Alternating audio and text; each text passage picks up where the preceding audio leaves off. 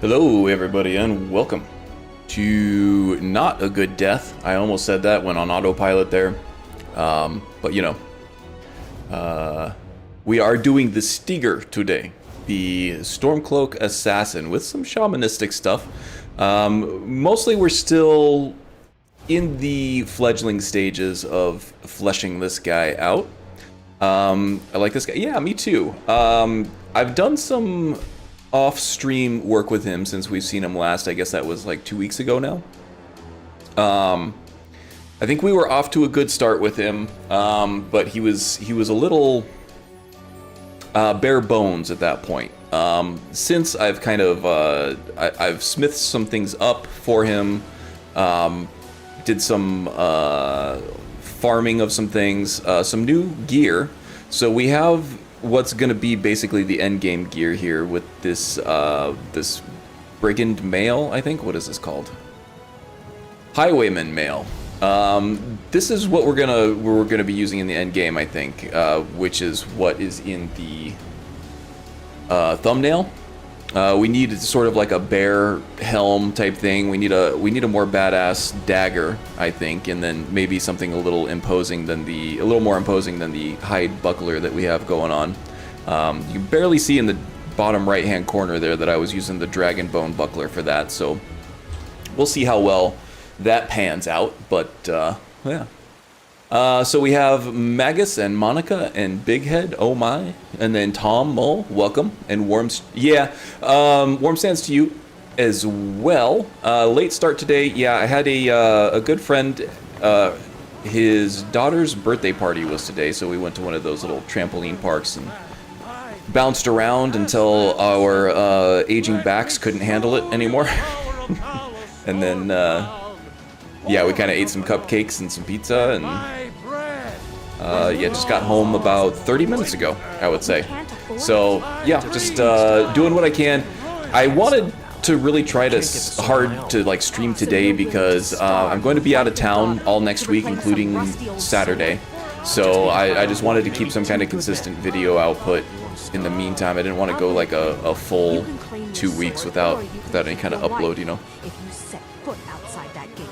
I won't be here when you return.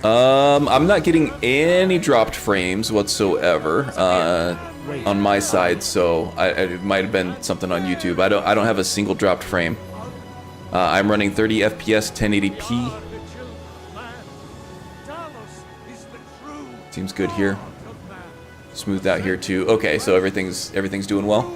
Where did I leave this guy? I think on equipment right now so far we're doing well.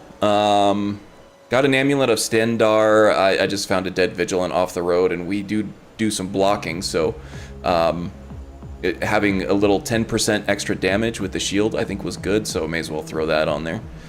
Fur bracers we're still using.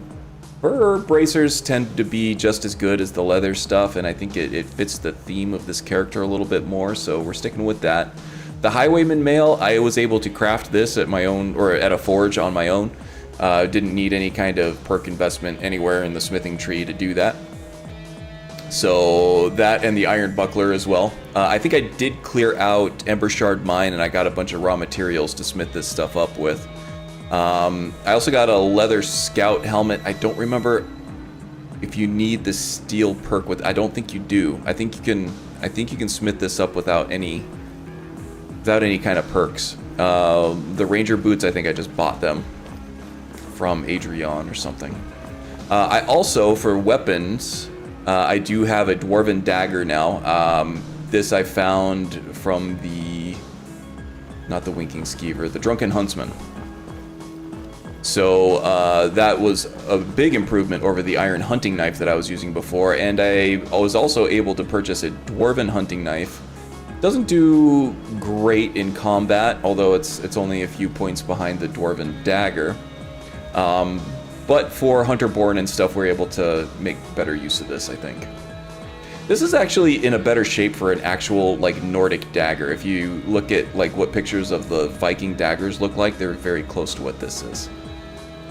I think that's what they were modeled off of. I wonder what mod this comes from, because I think Hunterborn just uses pre-made models from other mods. I would love to use this as like an actual piece. As an actual dagger, you know? And you can, but it's not as effective as a dagger. Hi, the wind. Welcome, welcome. Mid-afternoon caffeine here. Excuse me while I recaffeinate. Yeah, bouncing around on trampolines with a bunch of, you know, 5-year-olds really takes it out of you in your mid-40s, you know? Oh, you didn't have any caffeine? No mid-afternoon caffeine for you, Magus? Koku-kun, first time seeing a stream of yours, and gotta say I love how you made this character and Hunterborn. I think it's from Hunterborn fully. Yes. So that yes, this one is from Hunterborn. I was talking about the model. They tend to reuse other ones. So if this is original to Hunterborn, that's a pretty damn good model. I think it's very high quality. I like it a lot. And welcome, Koku-kun. I'm glad you could catch a stream. Yeah, we're doing sort of an abnormal time today for the stream, just because I had some social obligations and. Oh, look at that. Wynn's giving me a tip here. Did I enable that? So yeah, I've enabled monetization on my channel. I finally hit all of the right what do you call it? The metrics as far as view time and subscribers and all that. Just a couple days ago. Yeah, and we even got a notification for it. Super chats. Okay, look at that. It's the first super chat ever on the history of the channel, so that honor is all yours, Wint. Thank you so much. I do appreciate it. But yeah, I just really wanted to see how this stuff works, you know? Please don't feel obligated to give me money. I feel better about taking money from YouTube than I do taking money from you guys. I'm your first, indeed. Oh, you're far from my first. No, I'm kidding. Thank you so much, The Wind. I do appreciate it. YouTube makes a lot of money through their advertisements, and I don't mind taking a cut of that for what I earned from the channel for sure. I do appreciate the super chats though. That's very cool. Thank you. Okay, so what's next on the agenda for this guy? I think we're pretty well kitted out. You know, I like throwing my biddies. Yeah, whipping out those biddies whenever you get a chance. For sure. Okay, so I think what I want to do... Oh, there are a couple more spells. How am I doing on money here? Yes. So there are some novice level shaman spells from Triumvirate that I want to pick up. And I also want to get the Avenging Wraith. So those are both on the to-do list.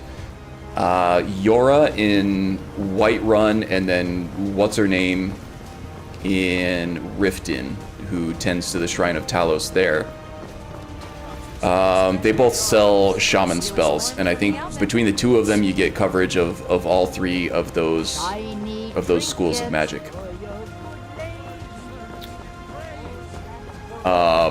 So yeah, those two things are on the agenda, and then I also want to go to Labyrinthian here, and I want to pick up the Wooden Mask and the Old Ways deity, because I think we're going to be doing Old Ways with this guy. And if it's one thing that I've found with Winter Sun deities, is that the sooner you can pick up the deity, in most cases, the better off you are. The benefits that you reap from, you know, the favor and reaching 100% favor as soon as possible, they weigh more heavily in the beginning of the game when your character is weaker than at the end of the game when they're already strong. And there are some things, like for Hermaeus Mora, like finding skill books that really push your favor up higher, that once you get to the end of the game, you've already kind of read all of those books, and it makes it harder to earn favor later on. So that's what's going on with that. So if at any point, this guy is still kind of in his primordial ooze phase, I have his skills lined up through classic classes and Birth Signs Reimagined. And I kind of have the theme that I want to go for, so he's going to be a sneaky dagger guy with some magic to supplement with, to kind of fill in the gaps and add some flavor and stuff. He is shamanistic because he spends a lot of time out in the wilderness. He doesn't get to talk to a lot of people, so he ends up kind of talking to the spirits and the voices in his head, which sounds completely crazy, and it is. But, yeah, that is what that is. Avenging Wraith. I thought that was a low-level spell, and I am not seeing it here with Farengar. I might have to go to the College of Winterhold to get that. Well, we'll see what Yora and what's-her-name over in Riften have. Sorrowgeist. That sounds kind of fun. We already have the Undying Ghost, so we don't need another melee scroll down. Is it Conjure Avenging Wraith, or is it Summon Avenging Wraith? I don't see Conjure. Conjure Flame Atronach's Familiar. We already have the Familiar. Should have Avenging Wraith in his inventory. I've had this problem before where for some reason Farengar does not have Avenging Wraith. It might be under Summon, maybe?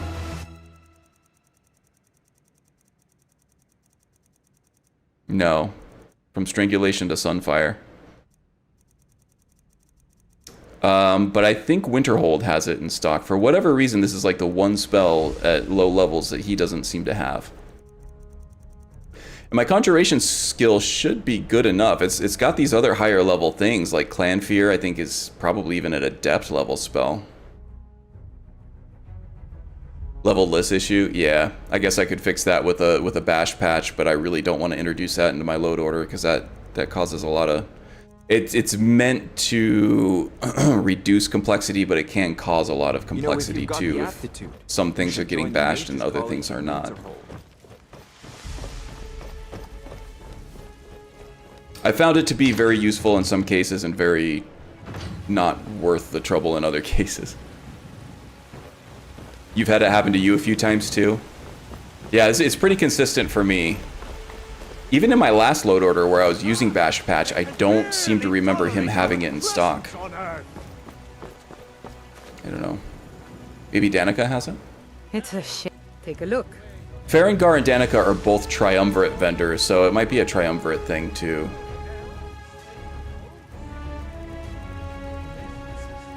Nothing Conjuration. Nothing Summon. Yeah. That's fine. We already have the Undying Ghost, which is a CC. Creation Club / AE added mod, or added spell. It's very powerful. It works at all levels very well, kind of in the same vein as Avenging Wraith. It scales based on your magicka pool instead of like the level of your enemies. Avenging Wraith scales with the level of the last enemy that killed it. And it's also a ranged entity too. So I was thinking that Avenging Wraith would be really good for things like dragons. Because the Stigr here has very few ranged capabilities. Alright, well, let's see. Let's head down to Riften first, I suppose. And maybe we'll take on Valtheim Towers in the meantime. We'll take the scenic route. I also want to pick up some Canis root around Riften too. I might be able to plant those at someplace like Ryek's End here, my chosen modded player home. It has a few planters in it, a few plots for planting ingredients. And I think I already have Moratap and Nella and some not Fly Amanita, maybe some Imp Stool in there, and I need some Canis root to go with it. Okay, so how about this? On the way, we're going to hit up White River Watch. We'll get some Imp Stool there. We'll do Valtheim Towers on the way. Whatever else happens in the meantime, until we get to Riften, we can pick up some Canis root, and we'll get some novice level spells from the Talos Priest there. I can't believe I missed 17 minutes of this. Sorry, N-King. Yeah, it was a really impromptu thing. I didn't know when I was going to be free to do this today, so I just kind of popped up. That's my fault. That's not your fault. But I'm always happy to have you here, for sure.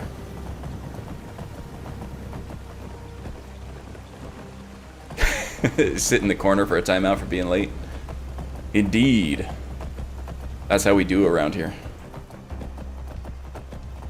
Two things, indeed. Karn popped up. Well, I mean, Wynn's throwing her biddies around, so that's just a natural male reaction, right?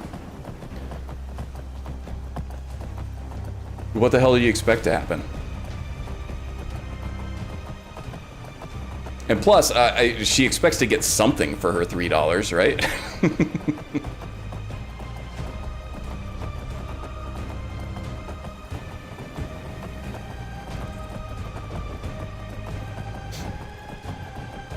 Wow, this horse is slow. All right, so White River Watch is coming up just across the bridge over here, and it's going to be to the right.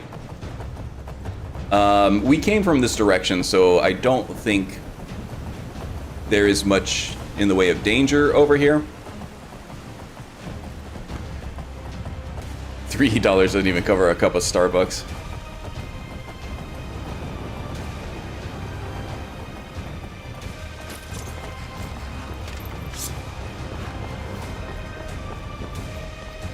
Yeah, I don't know what kind of chunk AdSense takes out of that either. Okay, so we have our shamanistic spirits being recalled here. This is Durak from the Dawn Guard. Who else we got over here? A necromancer? Nice. Oh, another $4. Thank you, Wind. Man, she is really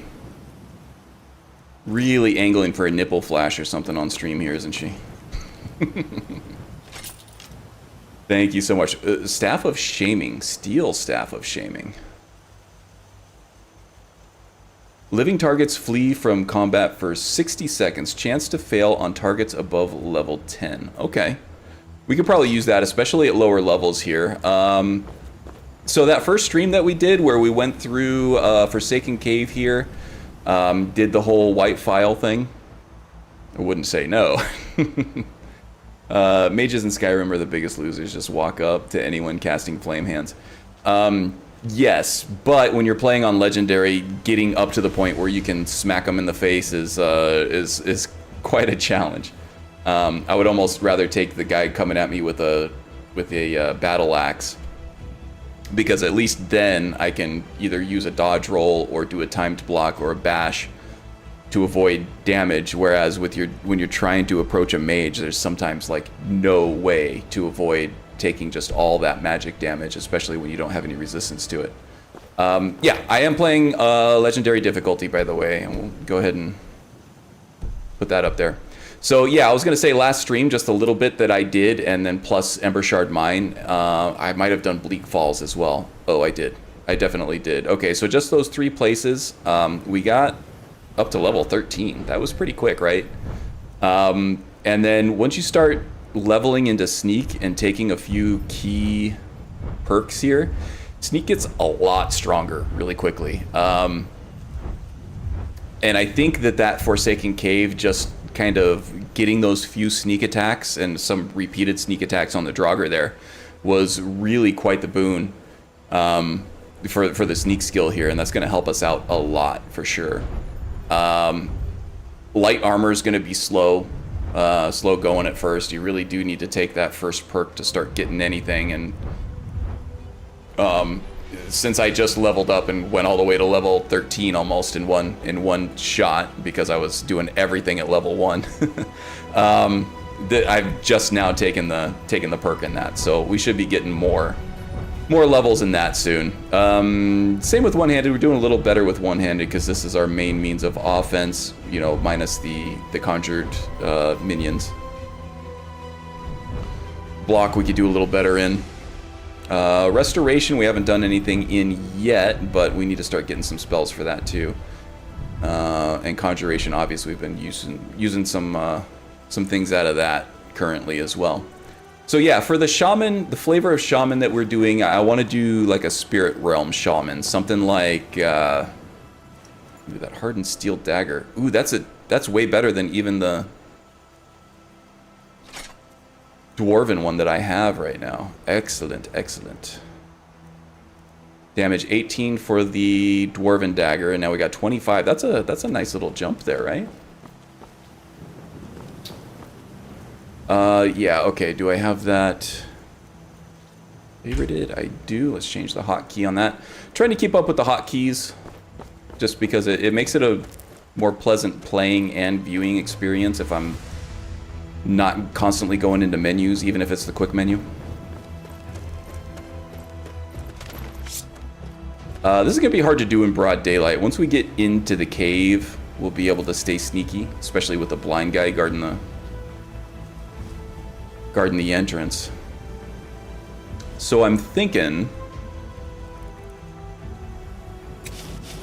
probably just cast Undying Ghost now. Death comes for you now. And then those mages that just died are helping us out too.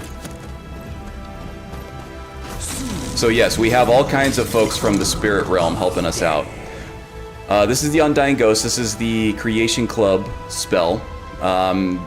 I think he takes his health and stamina and things like that from our magicka pools, but it drains our magicka completely. And then the other ghostly minions we have are from the Ritual Stone from Andromeda. And that's been working really well. So far, so good.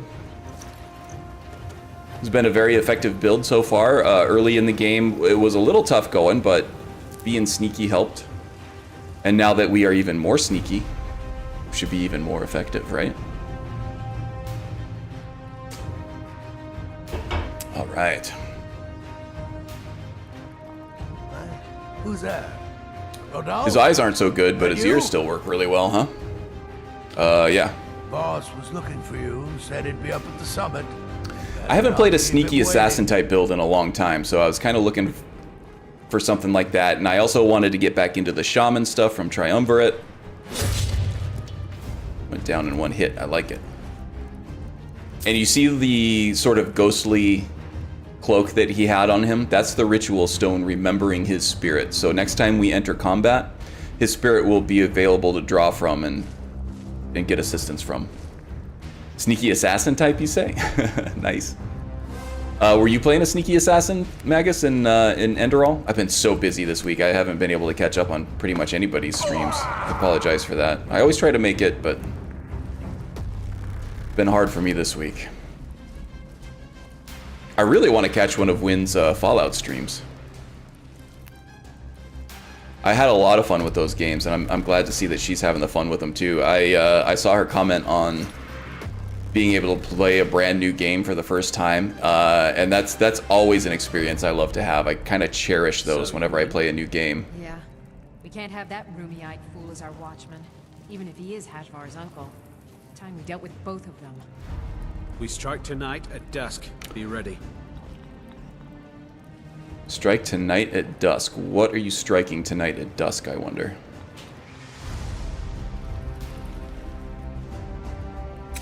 Okay, let's have the ghost ready to go. I want to take out the mage first, and I think the mage is the guy against the wall, so let's see if we can get in there. Ooh, and she didn't even notice. Maybe she did. What was that? Oh, that wasn't the mage. The mage was against the pillar, not the wall. Okay. Does someone live? Have some ghost. Thought I heard something. Gonna split your belly like an old woman's purse. Maybe I did kill the mage. Can't wait to Oh, you know, it was probably one of the mages from the ritual. All good? Yeah, this is gonna be hard to keep track of with all these ghostly minions and stuff. Karn ghosting the bandits, indeed. I'm a ghost face killer. That might be trademarked, so might not be able to use that one. Brown tunic and blue hood, huh? Yeah, he's a fashionable mage.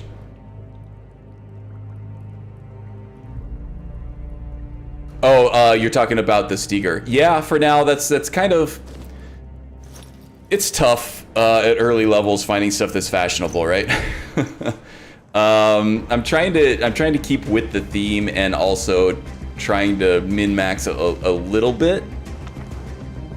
I think that min-max is already kind of a binary term to where, like, you're either doing the best you can and disregarding any kind of aesthetics possible. You're just trying to make the best character, the strongest character. But I've been doing a little bit of meta, trying to keep up with some of the strongest equipment and everything as I go. This character so far is faring very well. I don't think I've died yet. Maybe I died last stream at some point. But I want to stay conscious of his weak points, of the holes that he has in his gameplay. And just make sure I'm staying on top of making sure that the equipment is up to snuff and all that.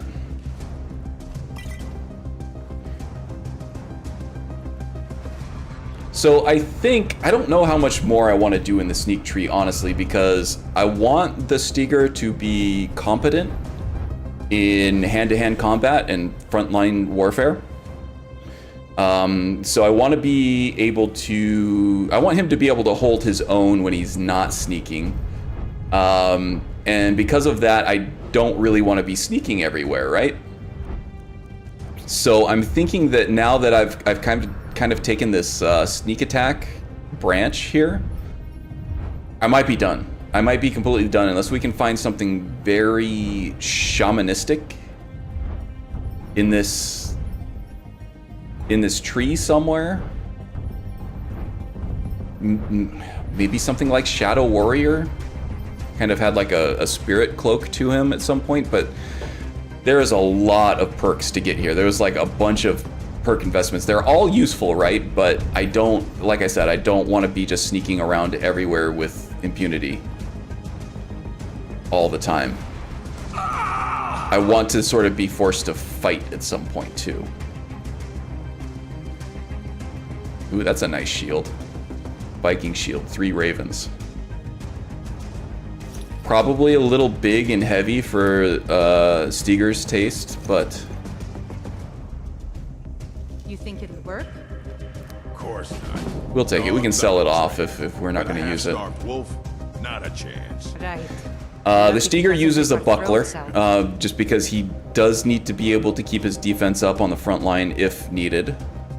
But it's not really a shield that you use just and kind of hold in front of your body and wait for enemies to wail on you, right?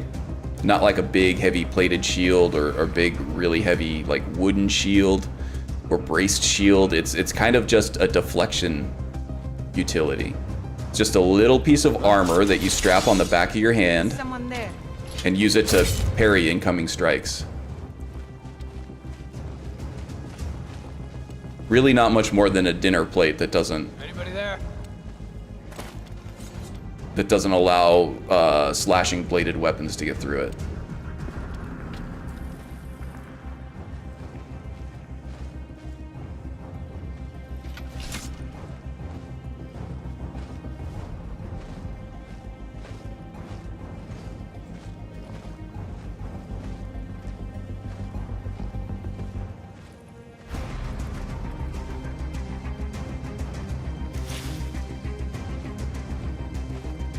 Okay, don't move, they probably won't see you. Let's take care of this guy first, and then we will fight her the old-fashioned way.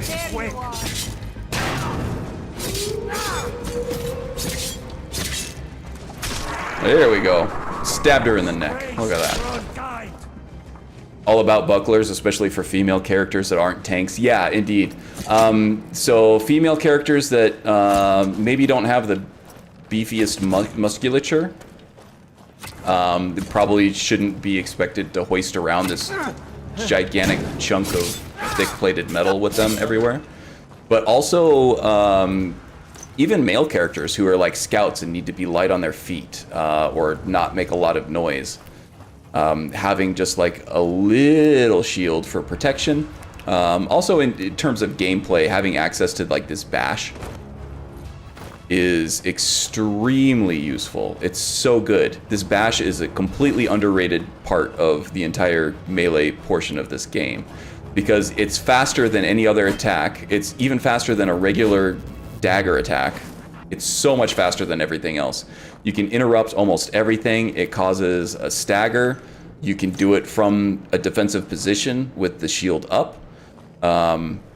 It's amazing. If you're not using your bash, you need to use it more. It'll make your gameplay a lot better, I promise you. And I wouldn't lie to you, would I? We're getting... I don't know if I... Okay, so I'm probably going to be using enchanting, but mostly I'm going to be relying on unique artifacts for the enchanted weapons and stuff. I'm running Zim's immersive artifacts. So we get a little more strength and everything from those. I'm going to be using enchanting. I'm not going to be perking into it, I don't think. Just again, to kind of fill up some gaps in the Stigr's gameplay. I don't think I need like a sneak or even maybe like a muffle enchantment would be nice, but I don't even think I need that at this point. But maybe like a boost to one-handed damage, maybe a boost to restoration spell amplitude too, if I need it for like a ranged offensive option. That would be good. So amplify restoration. If I can find an enchantment that buffs minions in some way, I think I can find that at the Radiant Raiment in Solitude. Bashing is one of Rowan's strengths. Yeah, that's good. Rowan's a great character. Someone down. Here we go. Got that orc that we killed in there, helping out with the fight. Very cool. Yeah, so when you're crazy and you speak to the spirit realm, you're never really alone in a fight, right? I kind of like the way this works out because I don't know how many people have played Hellblade: Senua's Sacrifice, but it is a fan-freaking-tastic game. I highly recommend it to anybody. You can find it on sale for fairly cheap now on Steam or wherever else, and it is very artistic, very conceptual, a great representation, a unique take on shamanism in those old days. Just enough doubt as to whether she's just completely insane or she does have like this mystical connection to the spirit world. But she's obviously been through a lot of trauma. She's also a very gifted warrior in her own right, so it's hard to see if she's getting strength from the spirit world or if she's just that much of a badass. But yeah, and it explores some kind of concepts of mental illness and stuff in ways that haven't been portrayed before. Absolutely amazing. The bacon, indeed, yes. And I will make you the Surely most shields were made of wood? Yes, absolutely. I believe you are right. I think most shields that are portrayed as being plate metal and stuff, they're probably more fantasy than reality. I don't think that, I mean, metal was, especially steel, was a rare commodity back then. So anything that they can make out of wood instead of metal, especially in the Viking Age, but even with like knight's armor and stuff like that, that was like highly privileged stuff to be able to get like a full suit of plate armor like that. You had to be very, very rich to afford something like that. Just because the materials for it were so limited and the time it took to fabricate something like that, it took forever to do it right. So yeah, most things that are metal in video games and fantasy fiction are pretty much just there for the fantasy and the flavor and not really indicative of real life, I think. So yeah, most shields definitely in the Viking Ages. Actually, most weapons were mostly wood in the Viking times too. They had things like maces, which are not like the morning stars that you see in a lot of fantasy portrayals of such things. You did see, it was just kind of like just a wooden handle with like just a small wooden or a small metal piece on the end of it, like a little metal cap. And so they're just basically whacking each other with sticks with metal caps on the end of them. Still would hurt, right? Still effective, but that's all they could really afford with the amount of metal that they had. A lot of axes, because you didn't need a lot of metal for that. That's still mostly wood. Swords were only wielded by nobles and rich people with the means to afford that much metal in a weapon. But pretty much everybody else, they would wear quilted doublets, a lot of cloth, like layered cloth for armor, not even a whole lot of animal hides because even that stuff was rare. But yeah, a lot of axes, a lot of wooden shields. And in fact, for the shields, they preferred a shield like this with the splintered wooden ends, opposed to something like the iron buckler here that has like the braced edges, because weapons would get stuck in the splinters of the shield on the edges there, and it would be very hard to pry out depending on how they got stuck in there. So that's one more enemy that doesn't have a weapon if they can't dislodge it from your shield, right? So this was it looks rough around the edges, like literally, right? But this was actually preferred in like a big pitched battle because it had a good chance of disarming your enemies as well. Good stuff. I love talking about this stuff. Anybody else here a fan of Forged in Fire? The whole will it kill thing? Oh, I love that. So cool. It's all about forging weapons like real time. It's a competition show, so they have the Forge Masters come out to their studio, and they have like shared tools that they can use, and they give them some raw materials, just like some random raw materials. It's almost like the kitchen competition shows where they give them like a random challenge using random ingredients, and they have to make like the best dish possible that fits a certain theme. Except it's like knives and axes and swords and stuff. It's really, really cool. And at the end, they get to test it in different ways to see how well it worked. Okay, so now we have some imp stool. That is great. We'll drop that off at Ryek's End. Plant those on the way back. But we have a date with some highwaymen up here who are trying to extract unsavory tolls from travelers. So yeah, we're headed to Riften now. We're gonna check out the Triumvirate Shaman vendor there. See if we can get some of the novice level shaman spells from her.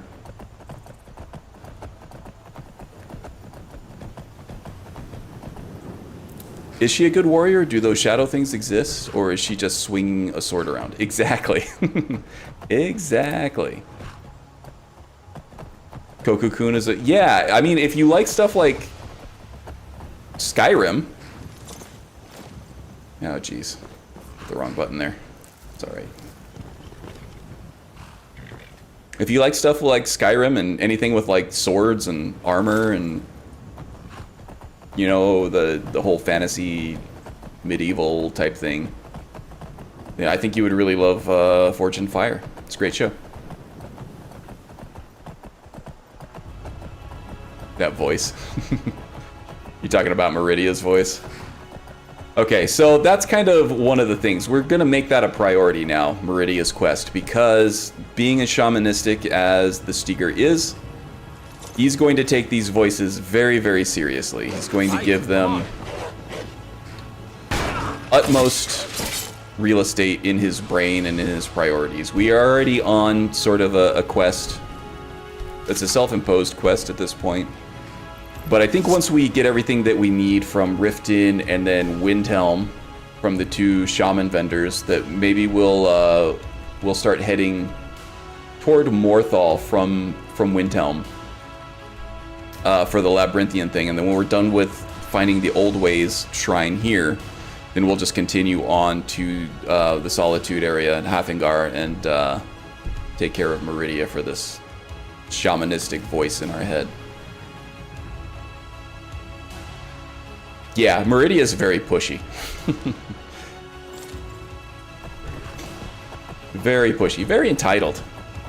Kind of, Meridia is the Karen of Daedric Princes, right?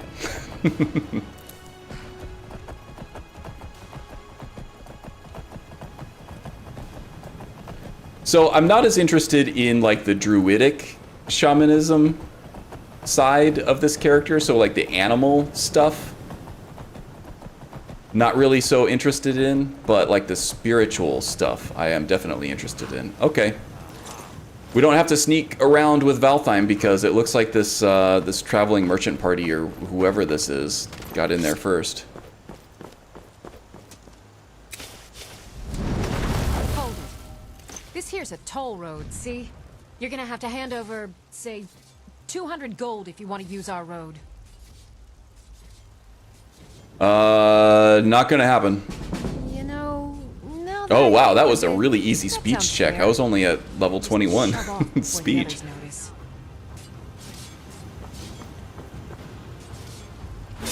Now ain't this some fun? Oh, she's a bandit outlaw. That's tough. We got a lot of bleed damage on our daggers, though. That's nice. I also, for a while, have been wanting to do like a knife fighter build at the same time because daggers and ordinator, with that bleed damage that stacks up, is really, really good.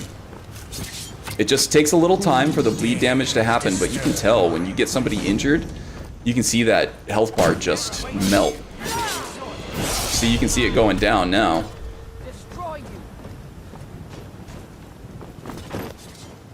You dare fight a Dunmer? Tell you what, you start running, I can stab you in the back. Ooh, killed the mage. I'm afraid of you?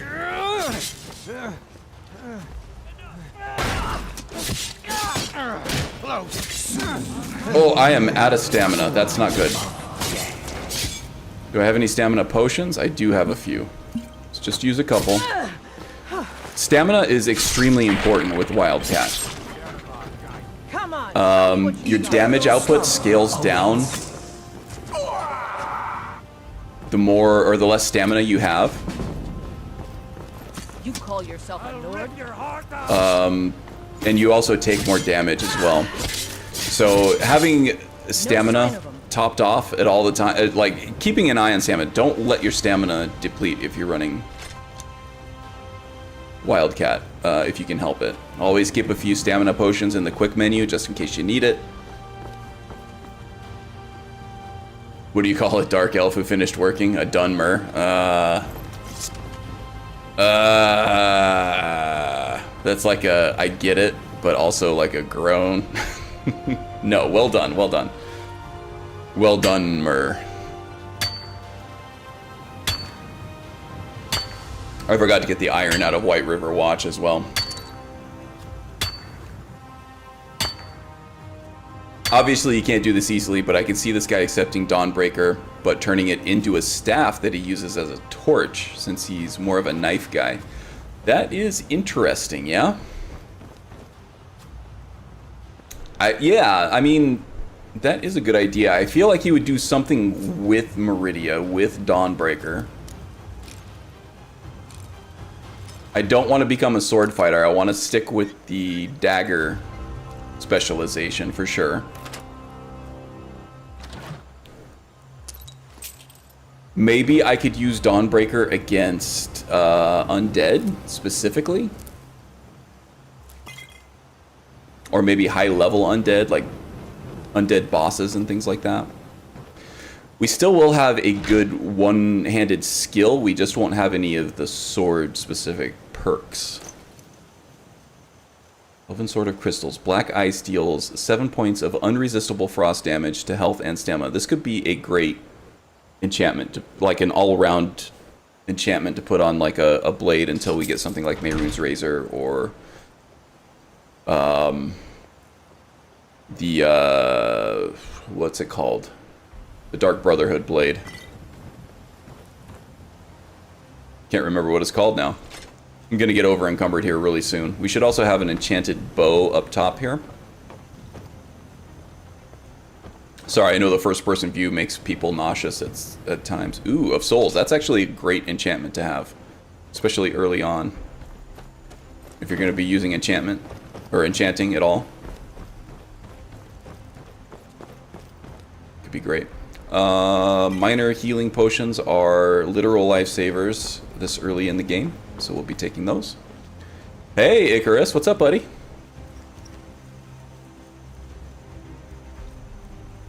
A lot of Icarus's characters are really maturing in a really cool way. I've caught up with some of his stuff this week. And it's really cool to see some of the changes some of these characters have gone through. Ooh, conjuration. I should definitely use that. Sorry to leave you there naked with your scales for the world to see, but kind of want that enchantment. Oh, I can put a lot of this stuff on the horse too. I went ahead with Hoster's suggestion for the name of the horse, and I went with Ophelia, which is kind of a shamanistic spirit animal. And it's also the name of a spell, a high-level spell in Triumvirate for the shaman archetype. Don't think we'll be using that spell much. You kind of summon and control it's like a stag, I think, that shoots off sun fire in a radius as like an explosion. And you can't really control the explosions, you can only control the movement of the animal. It controls like a horse, so you kind of just have to run around your enemies and just wait for it to explode all over them. Two things.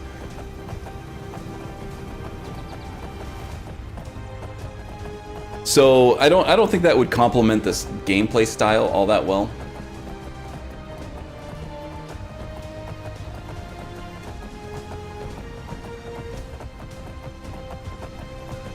But I can definitely take the name of it, and it's very fitting for what it like means and what it is. Titus is one of them, and Hasim is another one. Got to admit, they've grown a lot. Yes, both of them. Titus was the one, I think I watched that yesterday.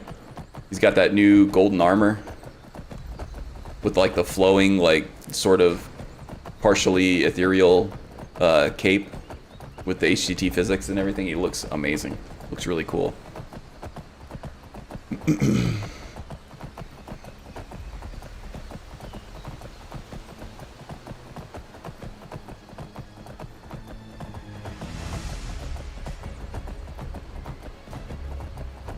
Glad to see that we have somebody else familiar with Icarus's stuff in the chat. I always find it fun to find some commonality and talk about this stuff.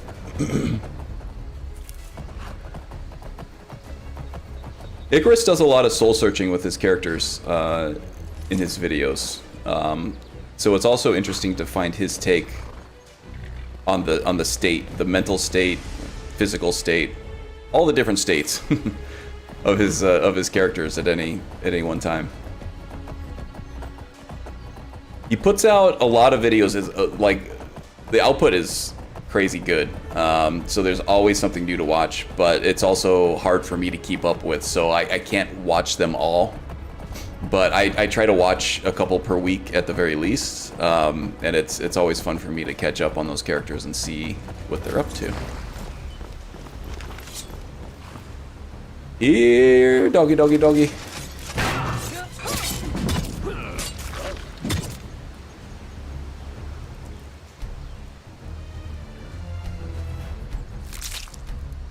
I've had trouble with the ritual stone in the past. The spirits that are summoned sometimes turn hostile against you. And I had some trouble with that early on with some of the wolf spirits that were summoned. But so far it's been playing really nice. Been working really well. It's been extremely powerful, especially at low levels. You basically get 2 free minions that are at the same level of the other NPCs, of the other enemies at any point. And you get 2 of them, plus whatever minion that you've already had summoned for whatever reason. Oh, there's a bear. All right. Let's get the Undying Ghost out for this one. It's a bear. I'd rather not tangle with her right now.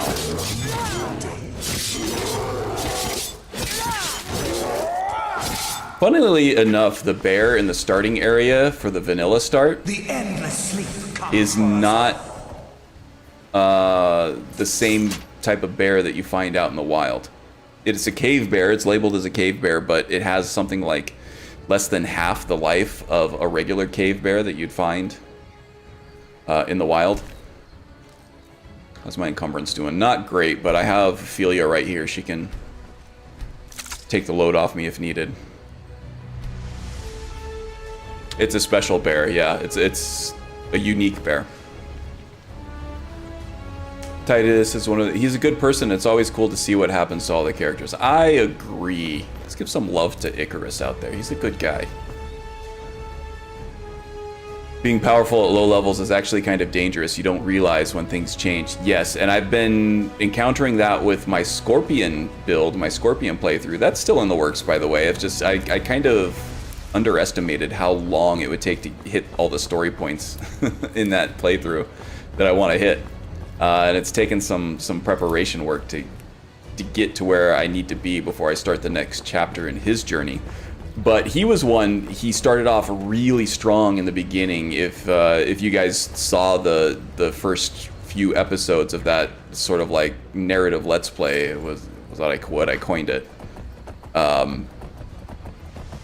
He was very strong early on, and I think that was mostly because of classic classes and birth signs. And the boost that it gave to unarmed damage. But now I'm struggling a little bit on legendary difficulty. He just hit level 50, and those ancient dragons, they take forever to kill. And in terms of his offensive skills, his one-handed weapons, his whip and his katana. Oh, I'm sorry, that probably sounded terrible to you guys when I hit that mic on the way down. Yeah, they're very weak. They're only there for utility purposes, basically, at this point. So, like, the whip is good because it's a mace and ordinator. It removes armor from the enemy in a stacking fashion and does even more armor damage to undead. So I use... Ah, crap. I didn't mean to do that. It's this third-person selection mod that I have. It works really well, but with convenient horses, it's also like it's telling you to push the button to harvest something when the horse will just do it automatically for you. So then I push the button anyway and end up dismounting. Yeah, so just basically it's just used for utility, and then when I need to do some real damage output, I have to switch to unarmed. I double-clicked that, and he only got off slowly. I don't know why. And I got no spirit helpers over here either. And I still have, crap. Shadow of Skyrim. It's too much to deal with, though. I think I'm just gonna reload my last save either way. Rip. Yep, 2 hits. The Vigilant Bear. I don't know. Maybe we could just play with this. Why not? Let me know if you want me. I got nowhere important to be. He took my buckler, though. Damn it. Why did the bear take my buckler? Oh, no, he didn't. It's still there. Nice weapon you have there. But I don't suppose you'd consider putting it away. Oh, If you cause relax. problems, I'll have to ask you to... What are you talking about? I'm not causing any problems.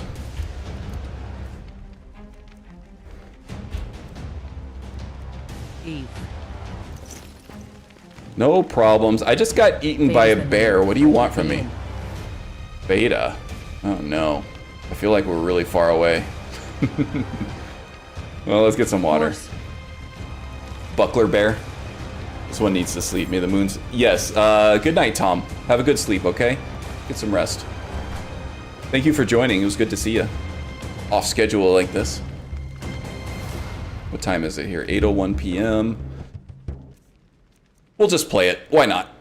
I installed Shadows of Skyrim. I was very excited by it. And I still am. I kind of want to do a Shadows of Skyrim-centric play at some point, but it is often it ends with buildcraft, I think. Trying to do a build stream, a live build stream, and Shadows of Skyrim at the same time. They conflict in a lot of ways. But we can do a little bit of a survival thing. We can raise the stakes a little bit. Why not? Why not? Still say the mod is super buggy and needs to be fixed. Yeah, I think as soon as I hit something like that, then we'll just disable it or something. Whatever. But right now I'll roll with it. Doesn't seem too bad. Do you know your overlay says Nemesis Arcane? Oh, good call, The Wind. I think I forgot to do this in the last Stigr stream, too. Let me change that out real quick here.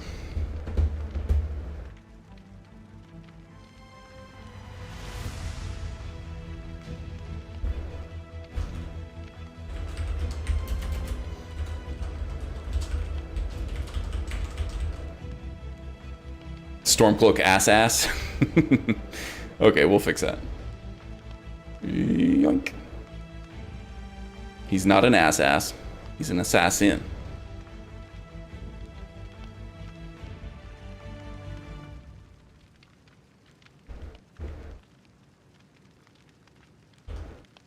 I just changed it.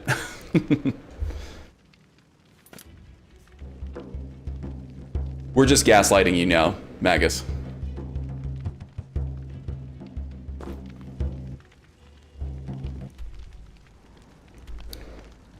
Okay. Oh, actually, we're not too far away. Oh, no, that's Feda. I thought Feda was all the way at, where the hell am I? God damn it. Four Shields Tavern. Yeah, this is all the way in Dragon's Bridge, isn't it? That's one of the bugs. It's not updating the world map with where I am. All right, how am I doing here? Mild hunger, moderate thirst. Let's eat some stuff. Well sated. We'll have some ale, some water. How are we doing now? Trembling hands. That's from the ale. Trembling hands. This is the debuff from the death. Your hands won't stop shaking. You may inadvertently drop your weapon in the heat of battle. Okay, that's gonna be like this until we defeat that bear again. Great.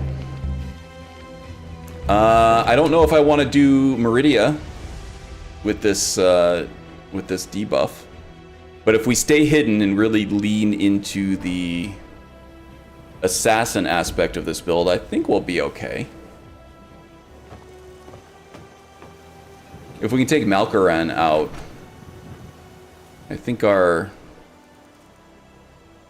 well fed. Yeah, we're good for a couple more hours, I think, before we become fatigued.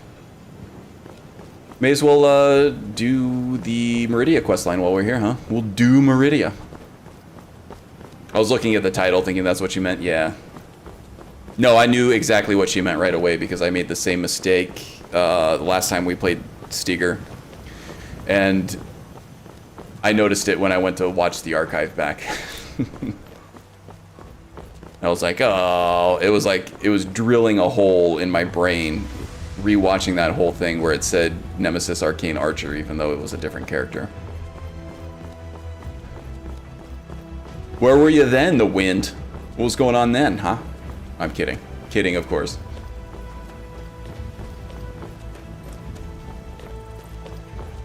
Look at my temple lying in ruins. I will look at it. So much for the constancy of mortals, their crafts and their hearts.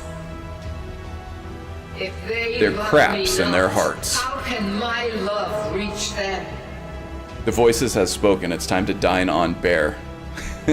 Dedicate our hunt to the gods. I like where you're going with that. We are definitely going to slice off some of his meat. Only fair. It was kind of scary how much I sounded like Gore, right? Being the world eater and all. It probably sounds completely different going through the mic, but like in my own head, from my own ears in this particular setup, it sounds exactly like him. Yeah, we can slice off some of his meat, and we're gonna dine on bear at some point. We'll try to make that the goal of the stream once we get through. Toward your destiny.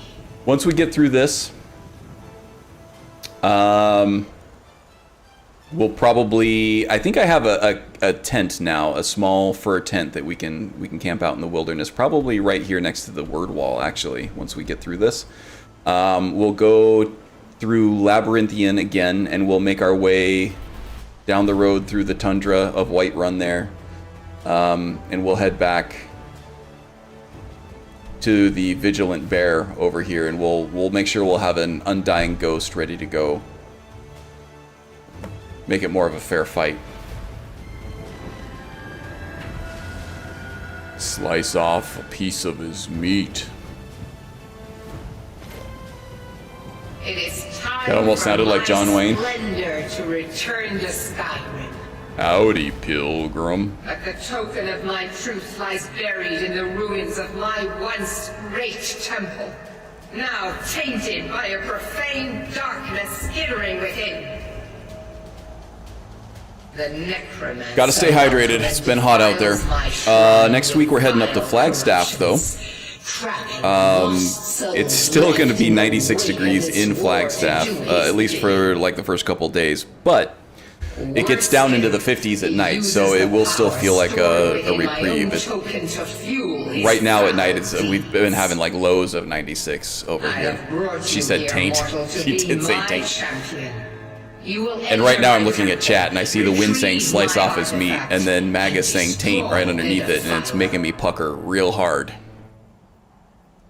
Yeah, I said what I said, and I meant what I said. Think about that. Okay, I will do it. Of course you will. I have commanded it. Go now. The artifact must be reclaimed, and Malkaran destroyed. Malkaran has forced the doors shut, but this is my temple, and it responds to my decree. I will send down a ray of light. Guide this light through my temple, and its doors will open.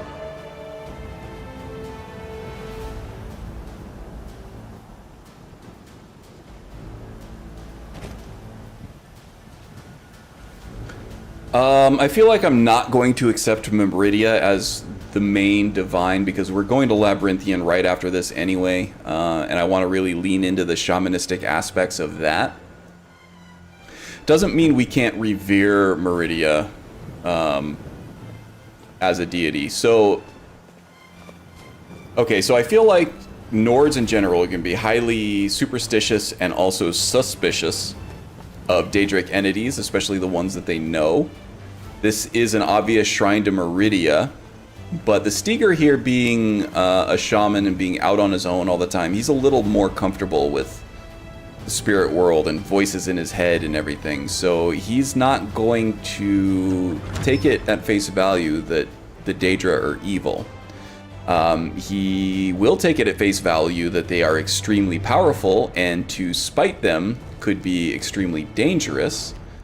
So he is going to treat her with respect and even reverence, I believe. Oh, you know what?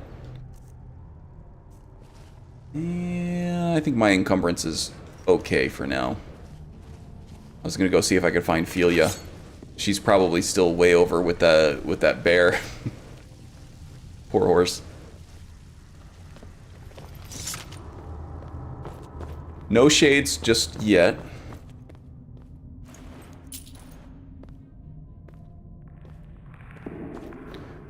So don't have to worry about being too sneaky or too stabby at the moment.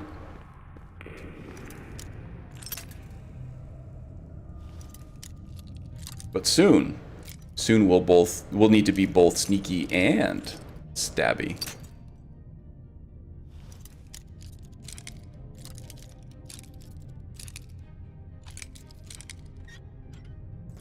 Woo, got it. I always feel like celebrating after I've broken a few lockpicks on a higher level lock without any like perks or anything to help out.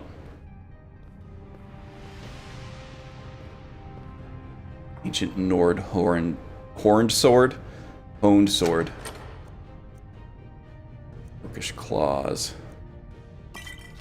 May as well take them now, but if we become over encumbered, those might be the first things to go.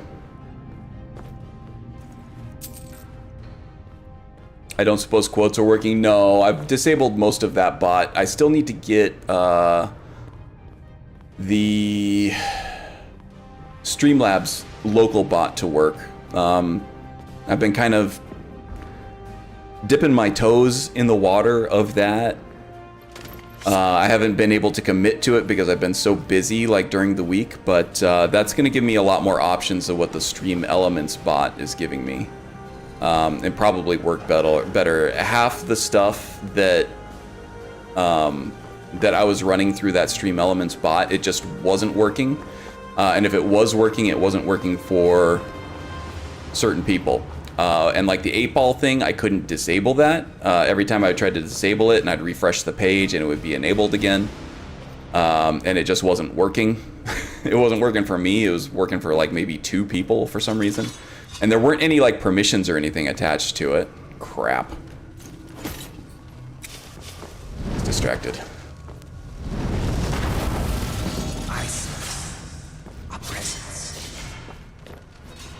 I wonder if we're going to be able to absorb the spirits of these corrupted shades.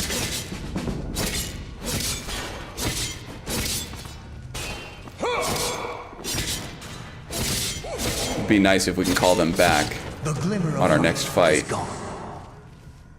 Alright, who sees me now? Oh, there's one more in there. Okay, let's see if we can reset detection on this.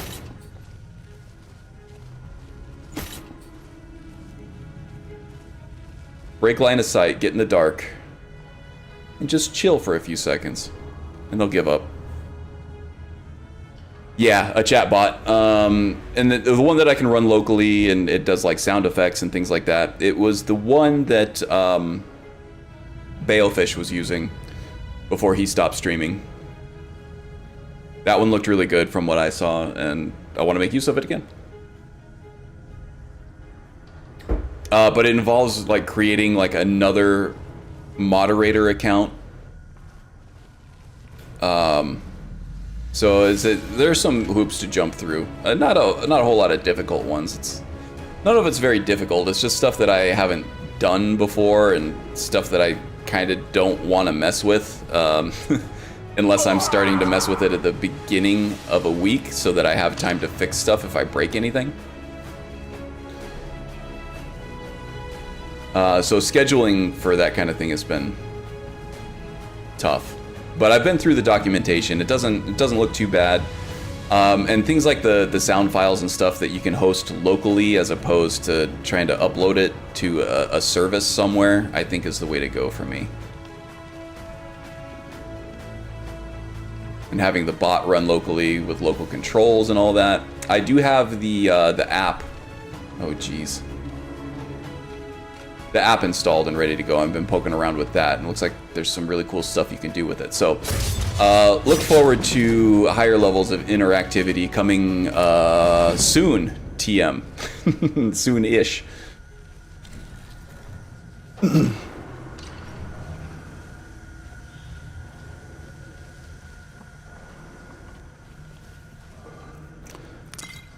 Also, now that I've been accepted in the partner program for YouTube, which is awesome. It's been a goal of mine for a very long time. And the one thing I was missing was the 1,000 subscribers.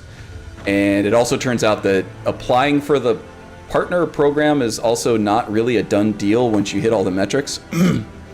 Like your content has to meet a certain level of standards. It tends to be a little tougher than Twitch as well.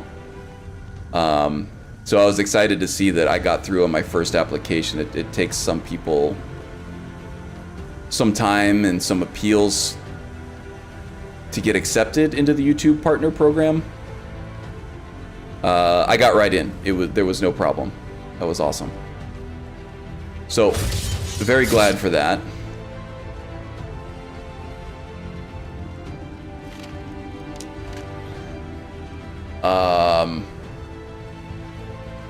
So that's also been kind of motivating me to increase my productivity in channel content.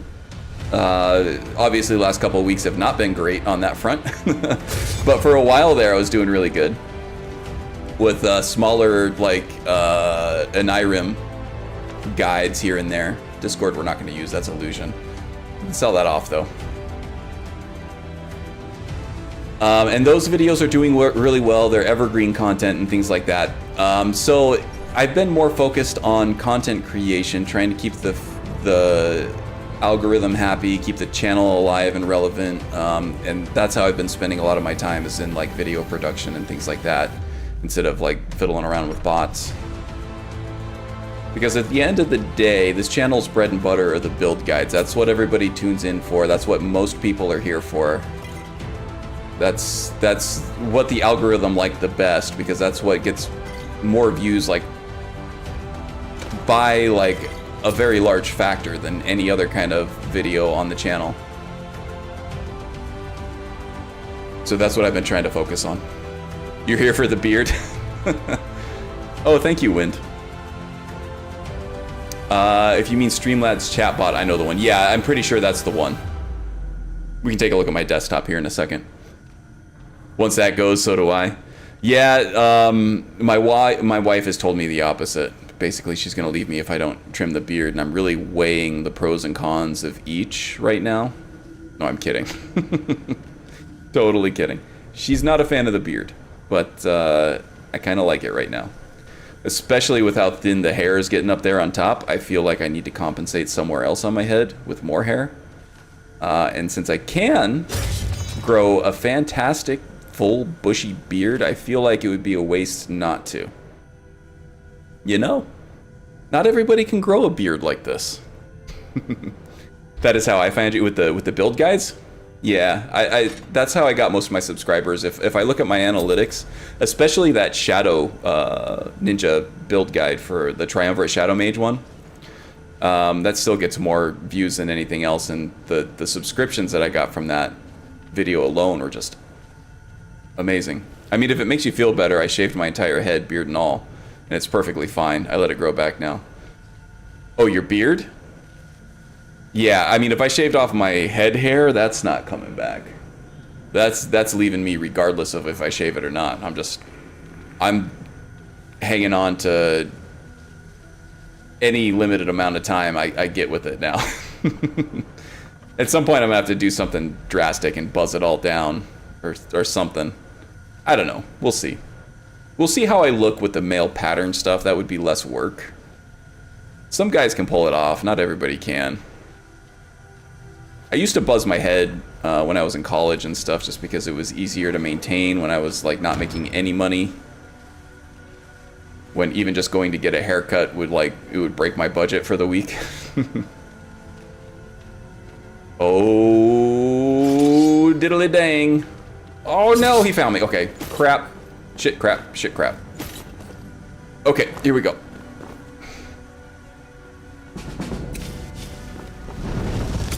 Ouch, now he's shooting me. Does someone live among the dead? Yeah, but not for long. I'm the only living one here. The endless. Oh! Nope, not doing it. Not doing that again. Buy some clippers and use that. Yep, for sure. Although the last pair of wall clippers I got... Oh, I gotta start all over on this crap? I need to be better at saving. Here I am chit-chatting. Not paying attention to my quick saves. Yeah, the last pair of clippers that I got from Amazon, I think, they were busted as hell, man. They were not doing anything. The little blades that are supposed to like shake back and forth, were not doing the back and forth thing. They were just, they were not doing anything at all, actually. So I went the first time to use them, and all my hair just got wedged in there and like stuck, and it started ripping it out of my face. It was very painful. But it was so cheap that I think it was like a $12 pair of clippers or something like that. So instead of like marching it all the way back to Kohl's or whatever to return it, I just threw it in the garbage and ordered a new pair. And those worked fine. I use them on my beard. The regular beard trimmers don't do the trick on this monstrosity. I need a full size pair of clippers for this guy. Cheap clippers aren't worth it. Yeah, I mean you roll a die. You roll some dice on it, right? The second pair that I got were absolutely fine, no problem at all. The first one was bad. It was bad. But it's good now. So I guess I probably could have gotten like a $30 pair, and maybe that would have been better. I would not have had to spend the time to reorder it and wait for that to come.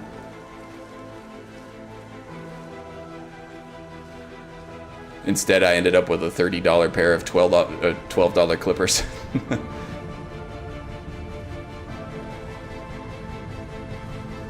So there is something to be said with spending the good money up front to get the quality product.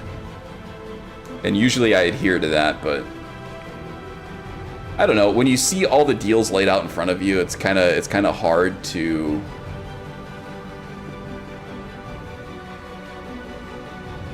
not try to save money and get a good deal out of something.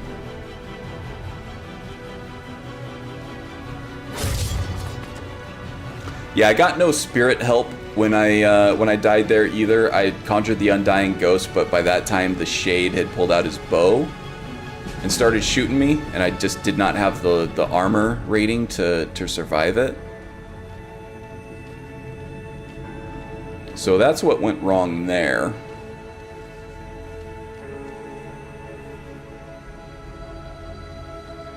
Nothing to see here. No lollygagging.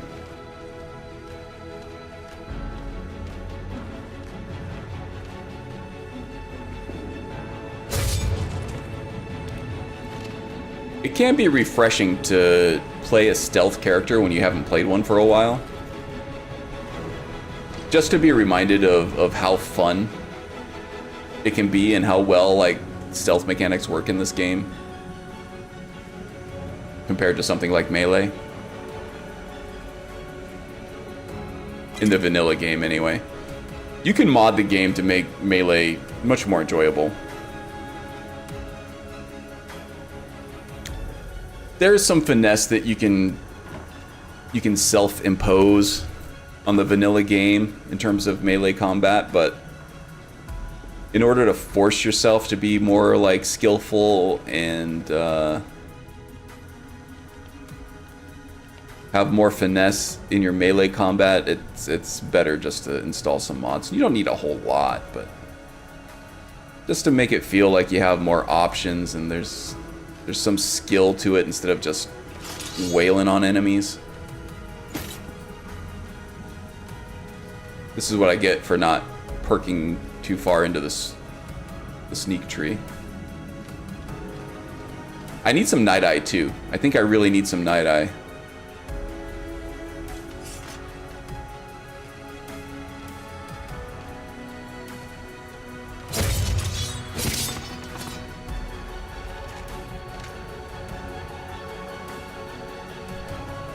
Hey, Mr. B.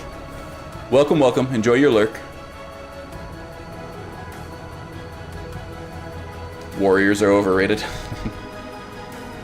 This has nothing to do with beards, but I thought a really good pair of tennis shoes, or I bought a really good pair of tennis shoes because I was on my feet all day, and they were 100% worth the cost. Lasted over 2 years, you get what you pay for. Yeah, especially with shoes.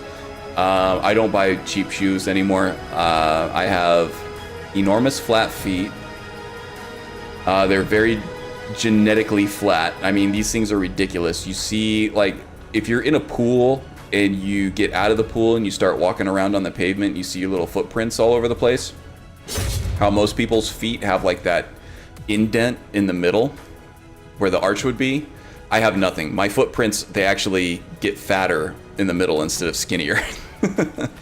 That's how flat they are. And it is genetic. Everybody in my family has it. It's a very strong trait. So like a cheap pair of shoes will just wreck me all the way from my feet up to my like back. If I have like a good pair of cross trainers that I'm wearing to the gym, or if I'm going to be walking around a lot somewhere, that is worth any amount of money that I pay for it, especially at this age.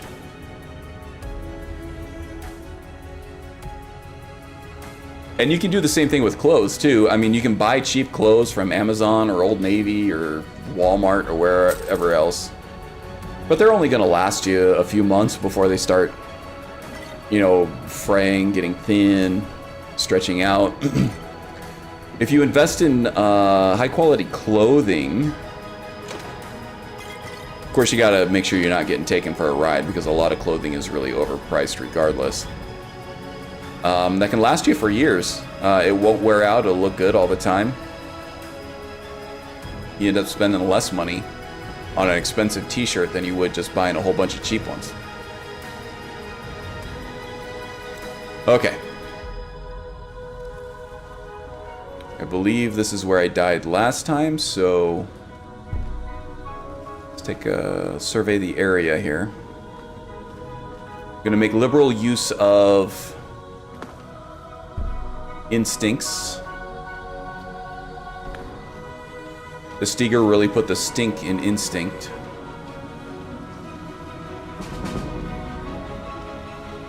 In fact, he smells so bad, it's become an outstink.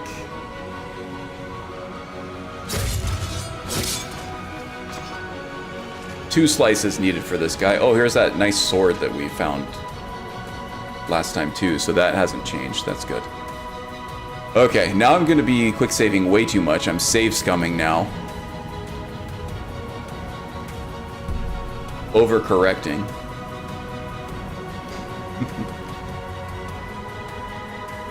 Alright, let's get a better angle of approach on this guy. I think there are two of them over here. Is he coming this way or is he going around to the left?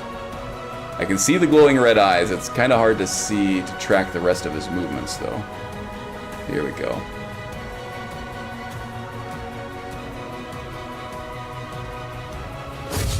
Nice, got him in the one shot there.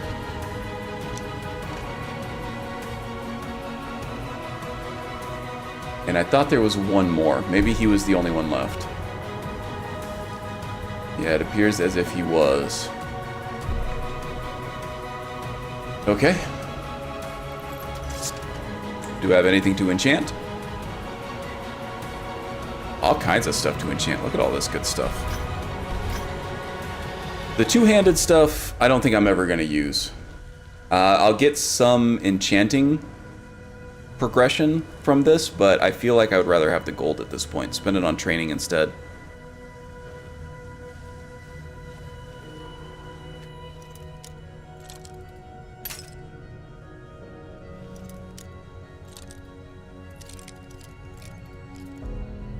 Adept locks. I wear slippers if I can help it. Yeah, I mean, obviously, an expensive pair of shoes isn't going to be all that comfortable compared to, like, a nice pair of, like, slippers or flip-flops or something, right? But for heavy-duty use, if you're going to be walking around or on your feet a lot, then you really do need structure. The structure of, like, a good pair of sneakers or something. Or walking shoes.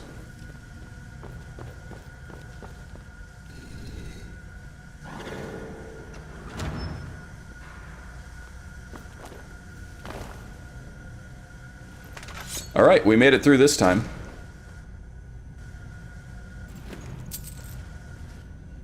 How's our vigilant bear? Is he still doing well? Yeah, okay, he's still over there.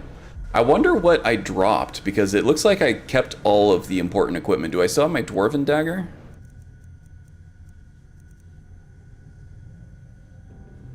Maybe that's what I dropped. Yeah, I don't have that dwarven dagger anymore. Well, I got to keep all the important stuff. Don't need high-end shoes anymore. Mostly, I'm in socks. I'm in socks right now.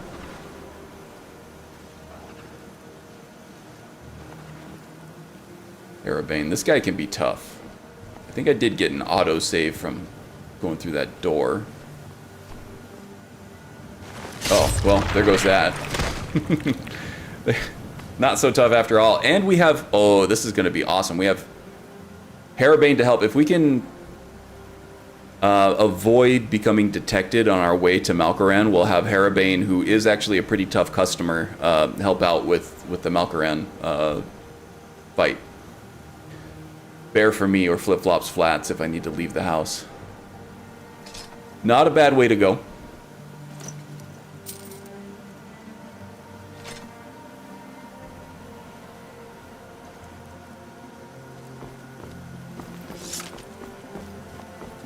Toes get cold. Yeah, with the heat that we got going on right now, I don't mind some cold toes. I would prefer them actually. I just happen to not have taken my socks off after, because I had to have my shoes on for where we were going. Went to a trampoline park, so I needed to have socks available. So I just strapped on some shoes on top of them. But luckily, the floor in my place has stayed very cold, or very cool anyway, so having at least a cold floor to put my feet on has been nice.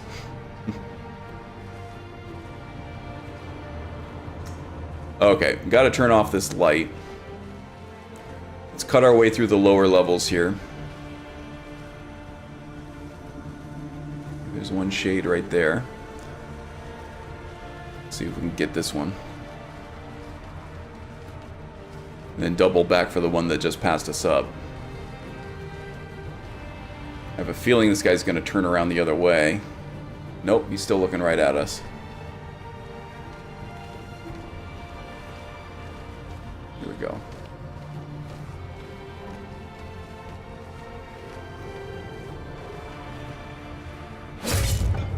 Okay, that went well.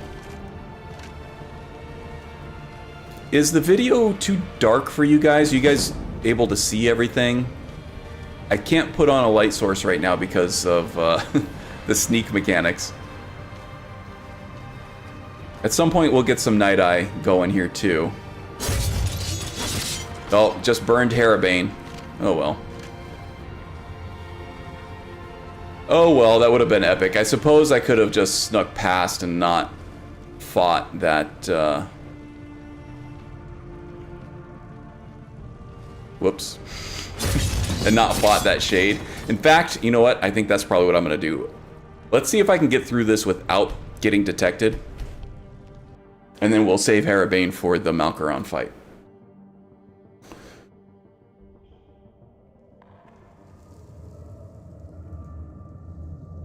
Went to a store for runners and they tell you what you need based on how you walk. Ended up... Yeah, they're kind of like mom and pop shops. We have them around here too.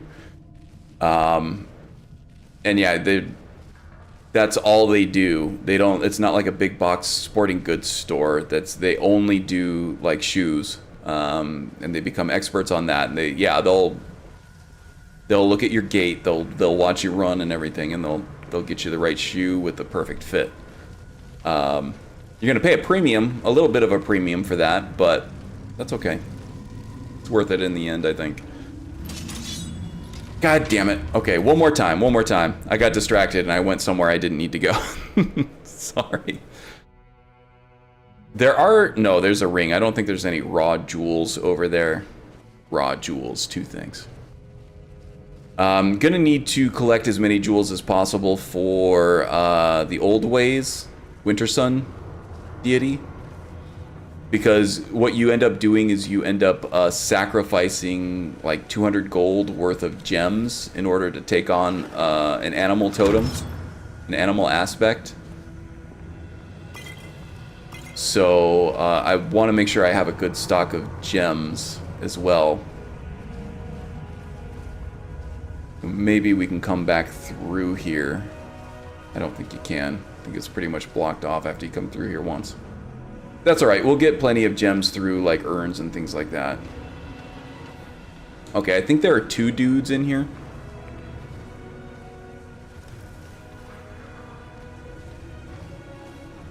Maybe there's just the one. Instincts.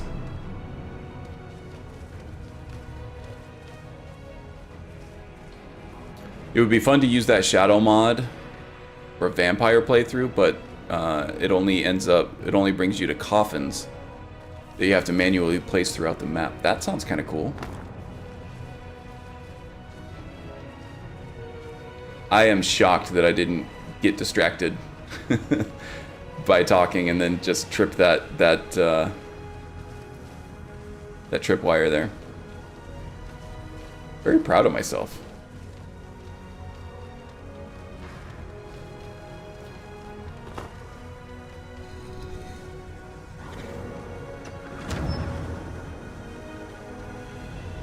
Okay, this is going to be a challenge, I think. Or not.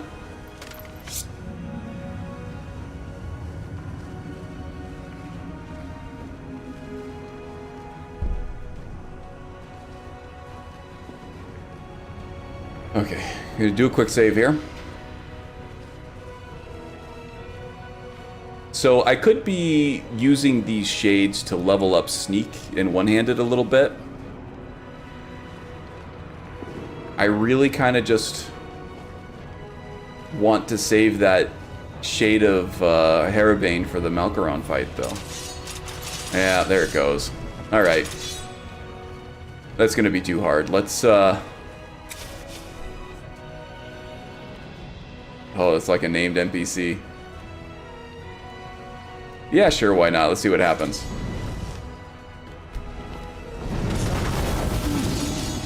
Does someone live?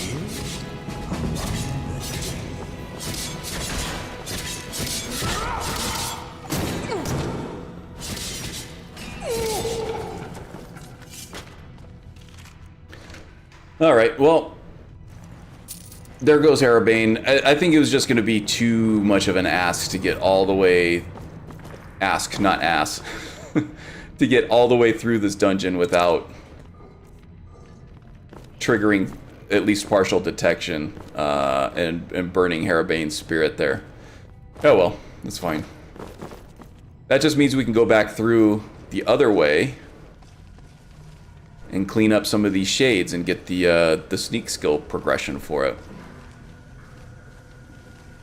And any combat skills that go along with it.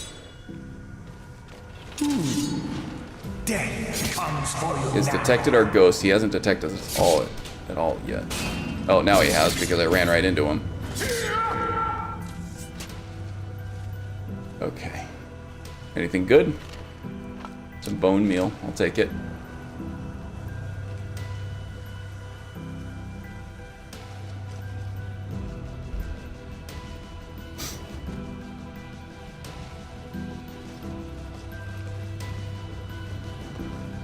Okay, here we go.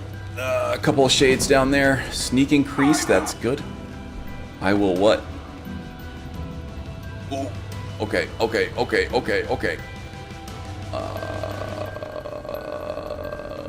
Yakasha. Gotcha.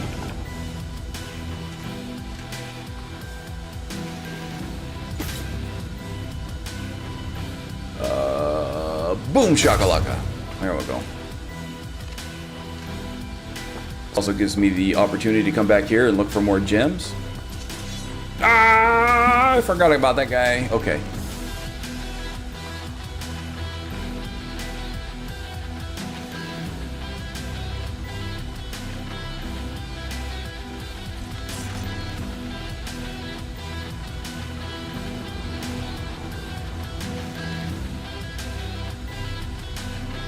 He's gonna get back up into his little spot up here. Center stage.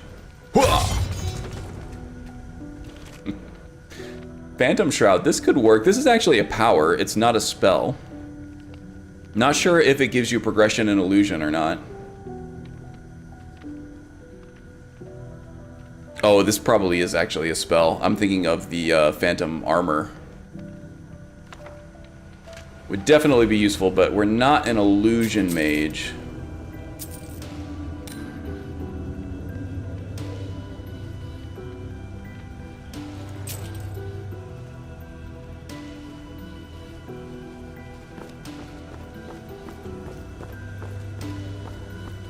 Playing your stream intro song.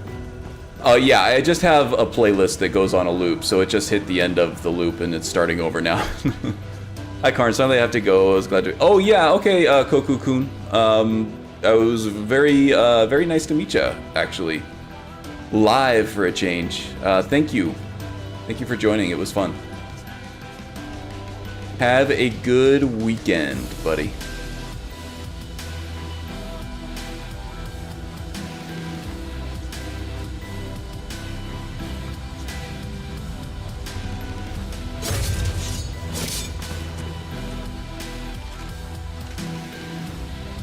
The ritual sleeps. It says that when it encounters an enemy that it can't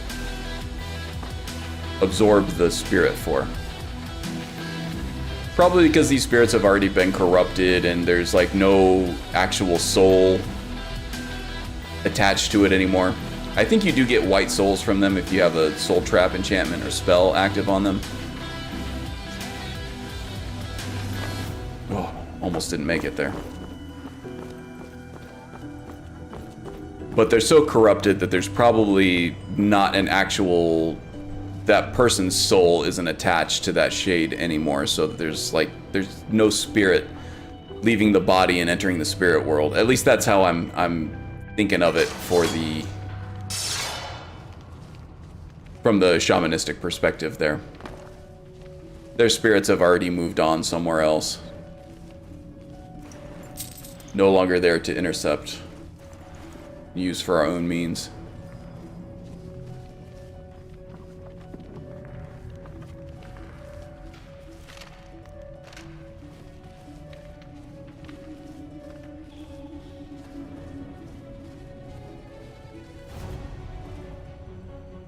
Lighting in here looks great, I think.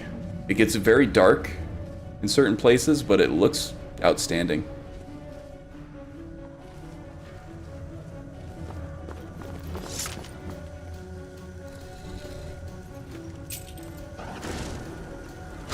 Just boot that corpse off the side.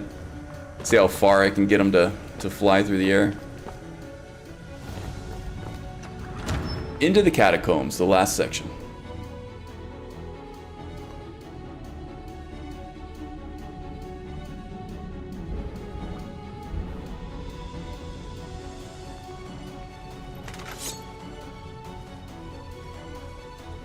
Kind of want ice cream tonight. It's been hot here. Maybe I can talk the wife into some ice cream. I have a feeling I'm not going to have to twist her arm too hard.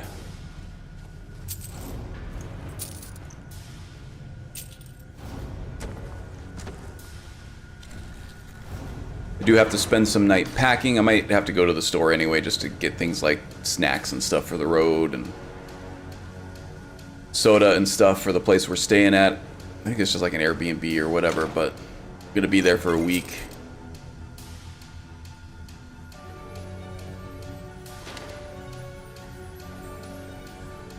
Imagine twisting arms over ice cream. I know, right?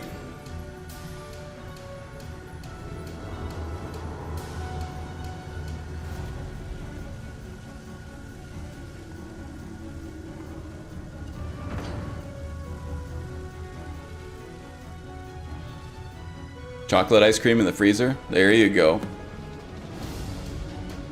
Okay, so we don't have anything from the ritual stone that's going to help us out here. I do have the Undying Ghost ready to go. Let's see. Do I have any kind of potions or poisons that will help us out? I do have some fairly weak poisons. Not a ton going on there. We do have some resist magic, resist fire, resist shock. We're going to need some of that, I think, if we can't get the kill right away. Conjure bear totem. I wonder if this is going to be stronger than the Undying Ghost. Probably. I think we'll go with that. Fireball, Flame Strike, these are all nice, but they're not going to be strong enough for breaking breaking hidden status. Prevents the target from casting spells or regenerating magic for 20 seconds. Okay, this is even better, I think. Now, is this a ritual spell, or can I cast this with one hand? Oh no, it's one hand. So I think if I can get in there, and I don't have any potions of invisibility or anything yet, do I? No. If I can get in there and get a backstab on Malkaran, I can cast either on his body or on his shade. I can cast this thing. and that will keep him from casting any kind of magicka at us. So that'll take him out of the equation for what, 20 seconds? I think that's pretty good. Or at least keep him from fighting back for 20 seconds. Alright, before anything, we're going to do a quick save. Do some save scumming here. Alright, let's try to get around the edge here. Oh, jeez. Just making a ruckus over here.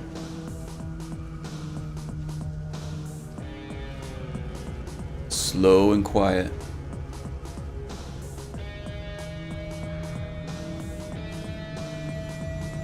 Now I'm going to have to go right past that brazier there, which is a light source, and everybody is facing that way. Going to be looking right at me. Oh, it's going to be tough.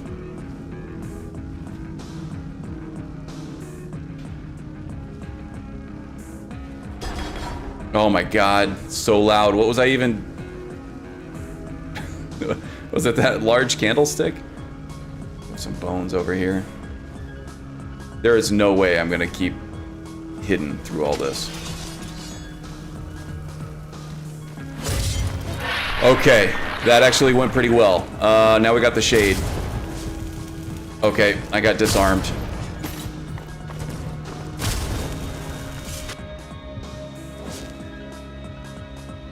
Okay, I think I'm just gonna have to be more methodical. I'm gonna have to take these guys out one at a time. Try to stay hidden. That was Black Ops stuff. That was awesome. You even died after. Yep. Kind of spearheaded that thing. Okay. Died on the front lines there.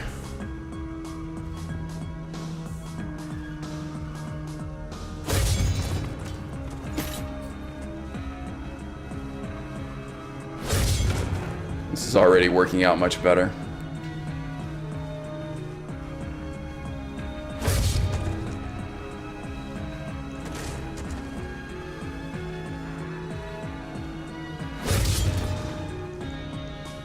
Okay, I'm switching into first-person view for this because I want to make sure I hit with this spell. It's a scroll, so I don't have much else in the way. Hopefully this stays charged. It did not. It's okay. Okay, now I got Malkoran fighting his own shade. That is some Black Ops stuff. That's awesome. It's freaking amazing. Let's see, I also have... We'll do the resist magic, resist shock.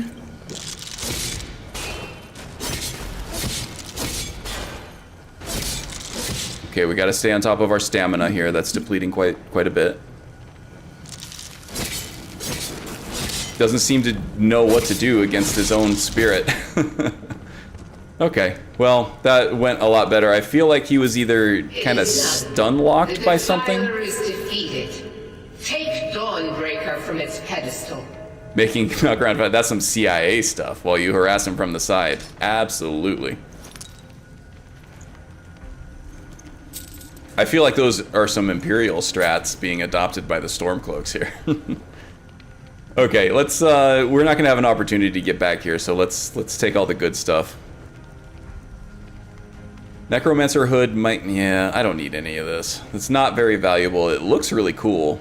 This is one of the better looking pieces from the AE upgrade, I think, from all that CC content. It looks really great.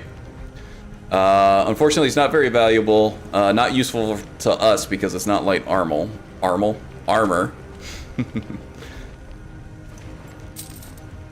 So I'm just going to take the opportunity to loot all the different desecrated corpses. They all have some money on them, and I like money.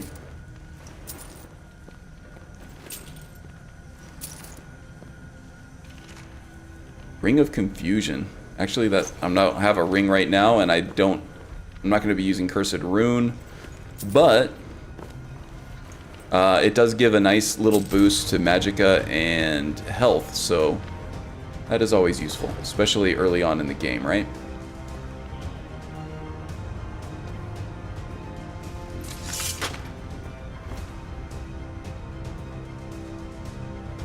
poison in there. Fear poison. Probably not very useful. The fear poisons in this game, they're capped at very low levels, so they're almost never useful. If you get something like CACO, they become a lot more useful. It kind of uncaps the skill or the level caps on the NPCs and the enemies that will be affected by it. But I'm just using the vanilla alchemy system. I honestly kind of prefer it to CACO's changes. And it's not... Wow! I stubbed my toe on that desecrated corpse and it took almost half my life away. Gotta love Skyrim physics. I'm gonna do a quick save just in case I trip over another corpse here and end up dying.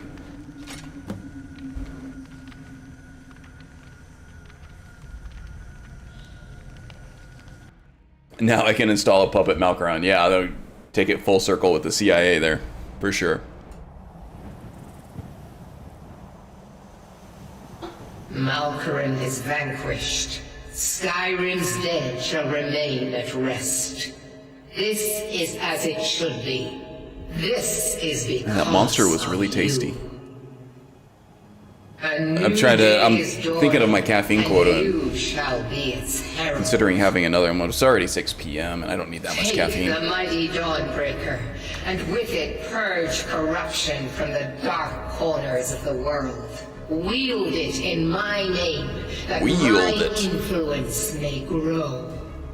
Okay, can you maybe teleport me back down to the ground this time instead of just dropping me? Sure, I will wield this mighty blade in your name. May the light of certitude guide your efforts. And now I'm carrying too much to be able to run. Perfect. Alright. Okay. No, she definitely didn't teleport me back down on the ground. Okay, well, that was fun. What time is it? It's almost midnight. Let's go ahead and pitch camp here. Maybe after we sleep, Philia will have caught up. If not, I don't know. It might be fun to kind of try to find her, though. Philia's my horse, by the way, if you didn't catch that from earlier.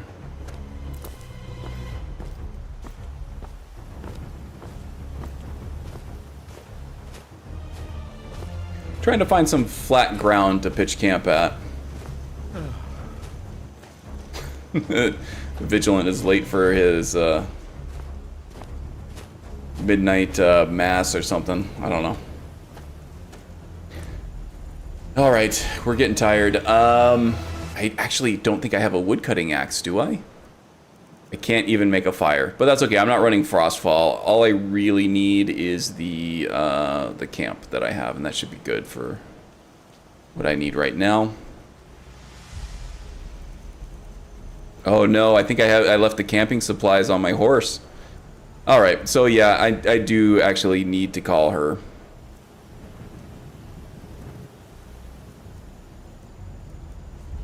Power called Call Horse, I believe.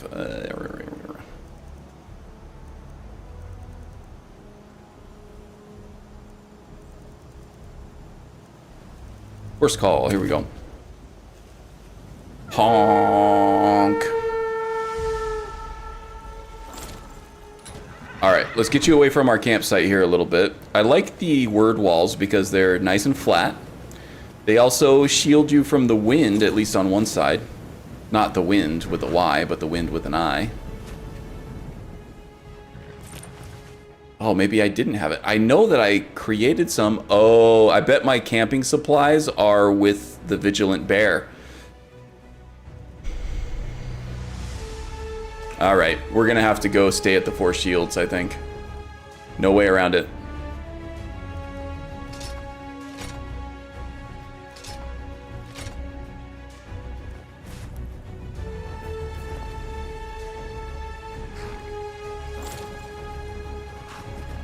Does anybody else see any camping supplies? It's a small fur tent. No, I don't see it. It's got to be with the drop supplies with the bear. Your horse should automatically go home if you leave it in the wild too long. But what if you don't have a home? Oh, I could tell it though. It's a modded home. It's Ryek's End. I could tell it that that's the home to go back to. I think that's a convenient horses feature.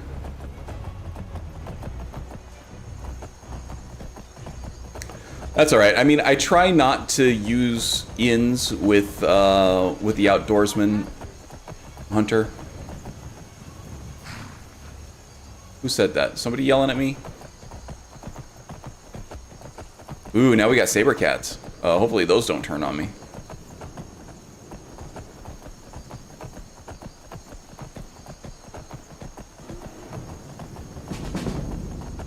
Light armor increase. That means I am in combat. There's a bear up there. Okay, let's try him out, I guess. What happened? I lost all my hotkeys, I guess.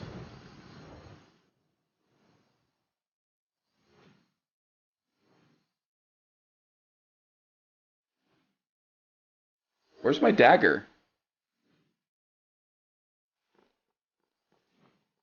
Did I put it in the sack inadvertently?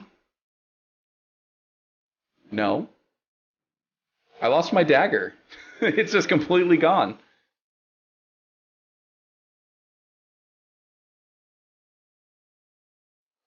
Did I do something? I didn't drop it, did I? I dropped it before I died, but then when I came back, I had it again. I have shaky hands now, that's right. So, let's see. I guess I could use Dawnbreaker in the meantime. I also have the Orcish Claws and the hunting knife I can use if I want to take advantage of the perks. Not in combat anymore. Let's head back to the shrine. Maybe I dropped it on the way. That is painful. That is very painful.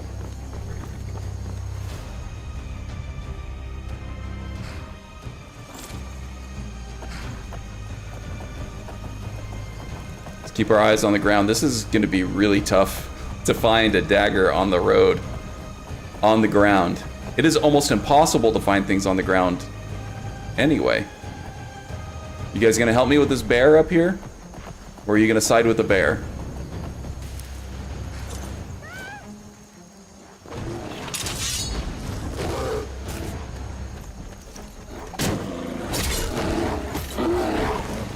Okay.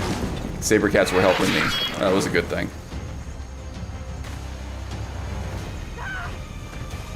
And now who are you fighting? Who is this? A vampire? In Meridia's name.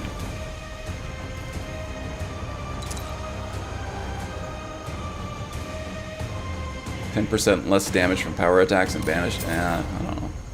Might be useful at some point. Another conjuration enchantment. Okay. I kind of want to put Dawnbreaker on my back, though. A dagger on the ground that someone could have picked up. Yeah. Man, that was a good dagger, too. That was a good find. Sword style player, sword on back. There it is. That looks better. I like that better. Hey, bud. Why don't you follow me? Good. I'm hoping I dropped it, I'm pretty sure... Oh, man, I might have dropped it inside the shrine. If that's the case, I'm never getting it back. Because I don't think I can re-enter there now, can I?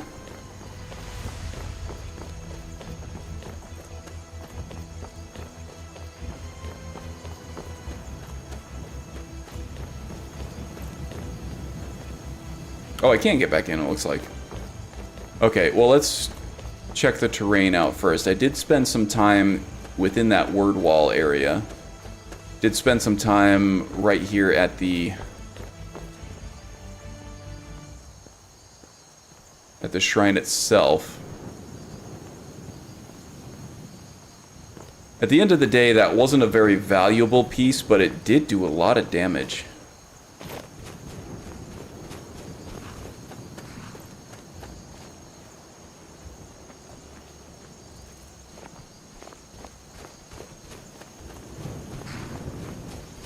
Okay. Screw it. We'll just go with the hunting knife, I guess.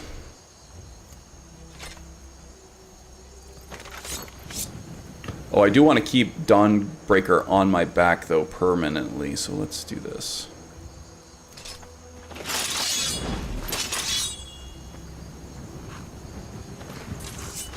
Here we go. Malcaron's room will be blocked off. Hunting knife is cool. Yeah, okay. Does less damage, especially with the multipliers that you get for sneak attack. I think I'm doing 11 times damage with my sneak attacks with daggers right now. So 11 times, what was that, like 25 damage is like 270 something, 275. 11 times or yeah, I think 275, and then 11 times 18. God, math is hard.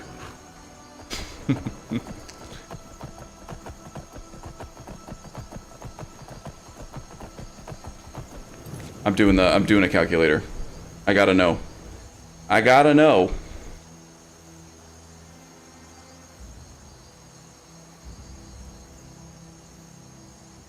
Not calendar, calculator.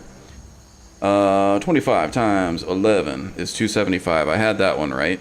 And then 18 times 11 is 198. So the difference is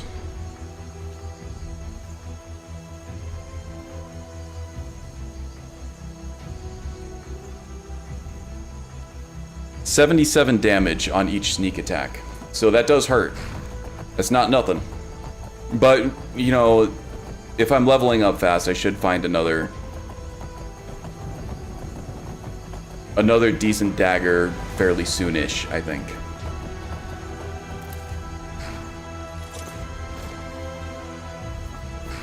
Woo, okay.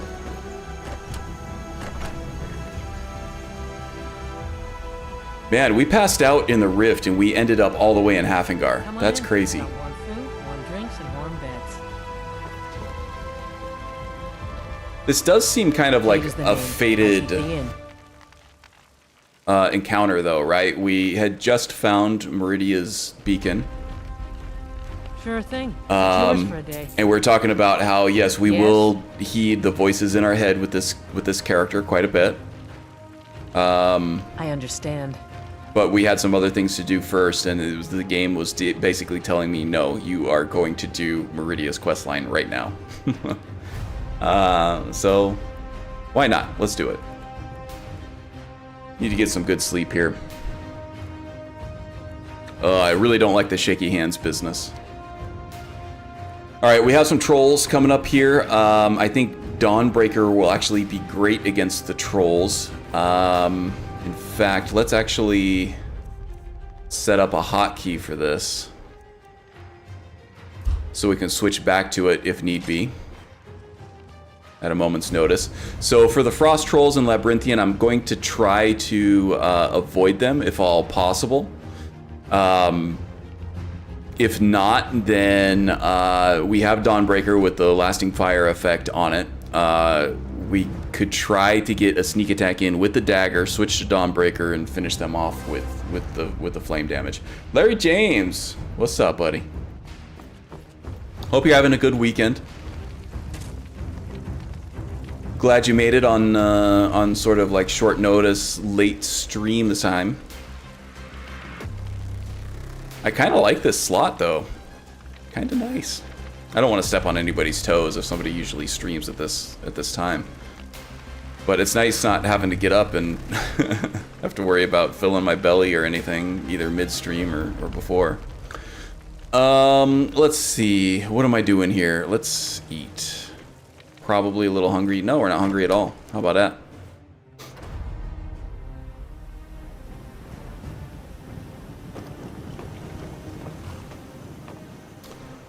Okay, so now we are headed to Labyrinthian. Maybe we'll take a pit stop in Morthal. I am running interesting NPCs, so the Redguard Smith will be there.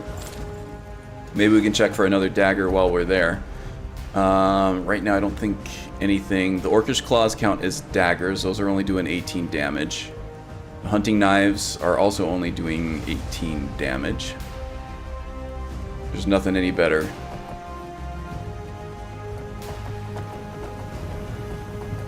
Dawnbreaker isn't going, the multipliers aren't going to count for a non-dagger weapon, so we're going to get actually much less damage, at least from sneak attacks from Dawnbreaker than we are just a regular old iron dagger, so lowly iron dagger it is. Let's actually ride through town. There might be a merchant or something available. We can check on the way past.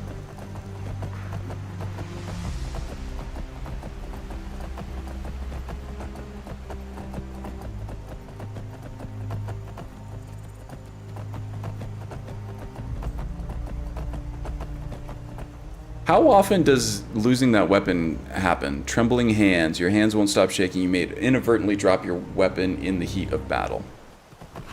Crap.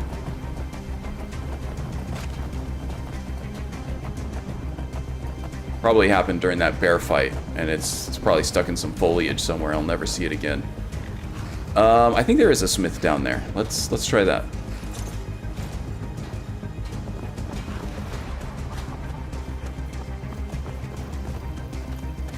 Might be a good dagger.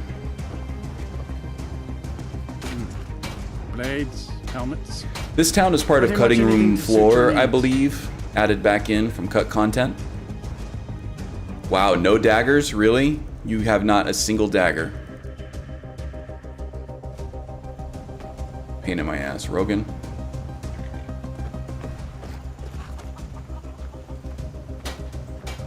Not a single dagger, Ophelia. Can you believe that? No. I can't believe it either. Alright. On to Morthal, I suppose.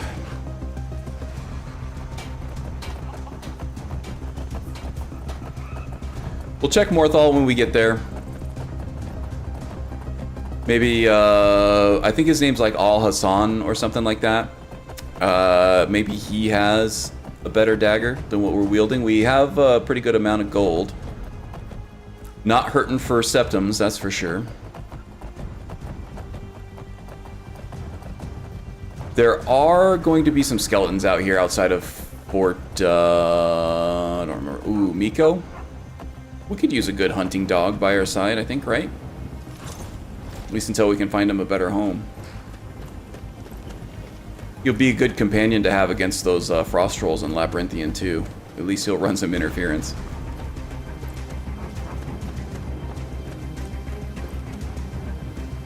Oh, and now we got Miko's owner. He's invisible. Interesting. This journal always chokes me up a little bit. He knows he's dying to rock joint, but he's just worried about his best friend. This old Miko. Hey, buddy. You all alone here? Why don't you come along with me, huh? At least for now. My road is dangerous. Fraught with dangers. But at least you don't have to be alone, right?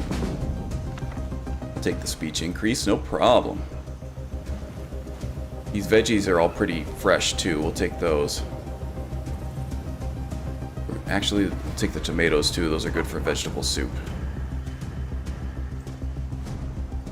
I think we're good on everything else. Ophelia, we have a new friend. Where'd you go?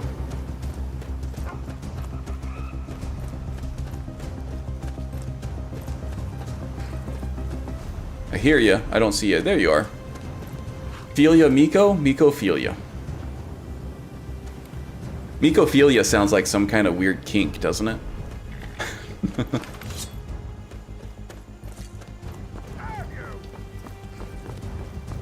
Oh. They're just chasing prey. Okay, no big deal. Alright. Welcome member to the companion there. Or to the, welcome member to the group.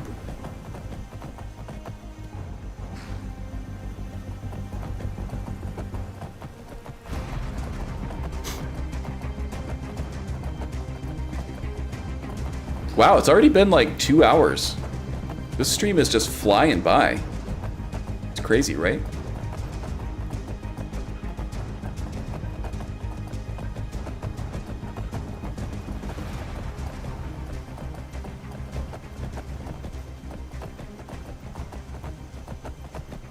Okay, let's try to give this a wide berth. I really just want to get to the Old Ways Shrine as soon as possible so I can start earning favor.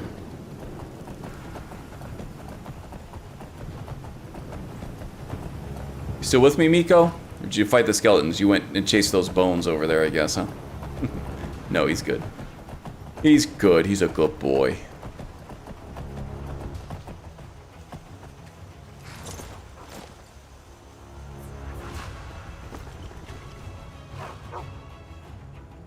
Okay. Elia's set to follow. There's always a mud crab that wants to come get you from down here. There he is. Oh, there are 2 of them this time, huh?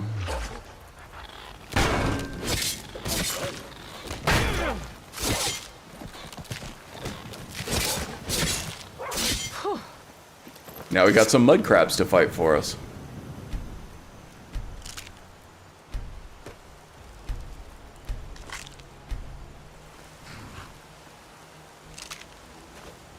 Take the juvenile mud crab too. I should do the fishing stuff with this, but I don't know how entertaining that would be, doing fishing streams in Skyrim.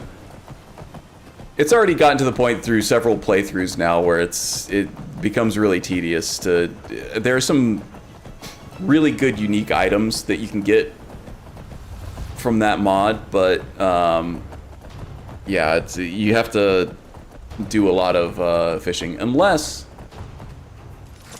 you know where the where they can be found, where you can just manually kind of pluck them out of the water. It's good to see another merry soul enjoying this fine day. Ah, but you look tired. Like, I think there are lots of goldfish outside where Gallows Hall is. At Marazai Pond, I believe. Ah, nothing like fine spirits to help raise your... We'll get some Hunting Brew mead here, and then we'll keep it on us for the next time we run into the Revelers, and then we'll get the Enchanted Ring with the carry weight enchantment on it. We can disenchant that for a very strong enchantment for early game. Oh, looks like they killed a spider there too. I guess I could harvest the venom from him, but I just really don't want to. I just don't want to. Can't be bothered.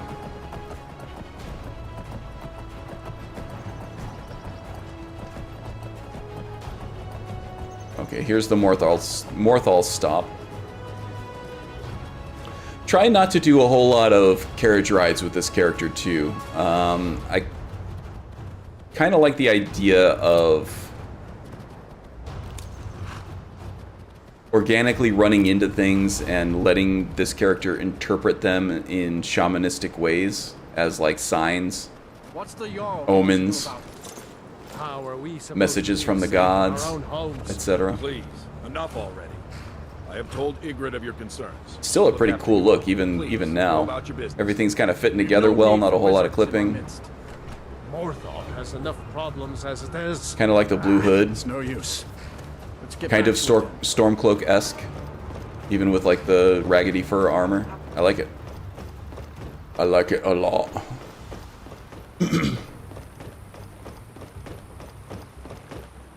Oh, are you taking a break or something?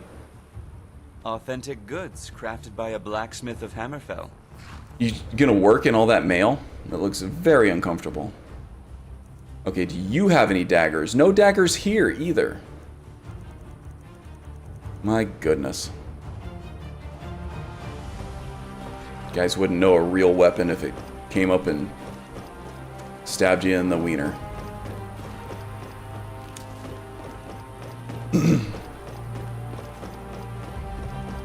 What else is here? Just an alchemy shop, right? A shaman would want to do the quest line here, so we might do that at some point soon here too. But really, we need to stick with our priority of getting to the old gods. We need to start earning favor as soon as possible with them.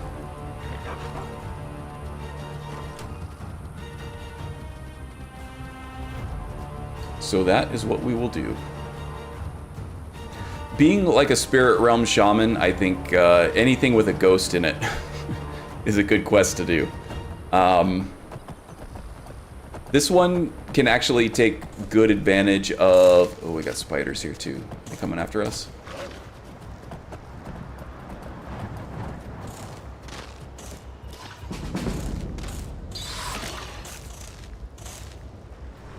Wow, that spider was tough. It was the same size as all the other ones, but he like hung in there.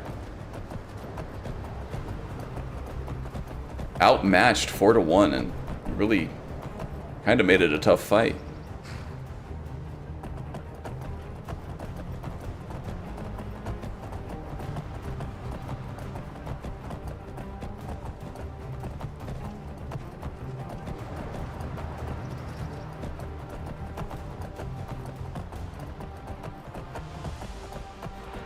Does this go to Labyrinthian? Yes, it does.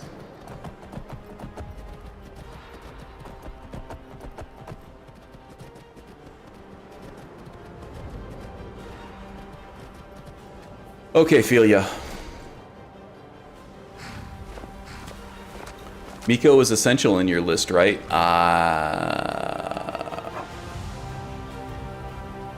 don't think so. We might have some very, very sad moments here. I think he's protected. I don't think he's essential. So if I can manage not landing the killing blow, I apologize in advance. I am a dog person. I absolutely adore dogs. The human race does not deserve something as wonderful as a dog, right? So it breaks my heart every time Miko dies in my game. But I will do my damnedest to protect him.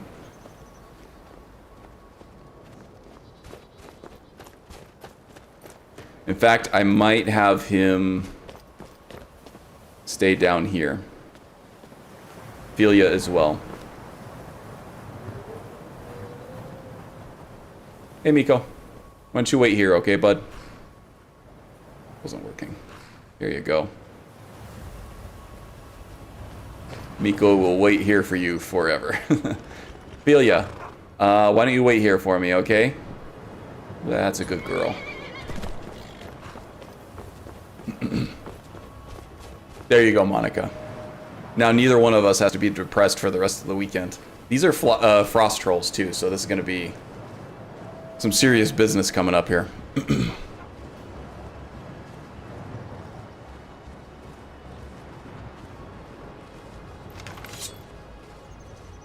You are welcome. I wasn't necessarily feeling that either.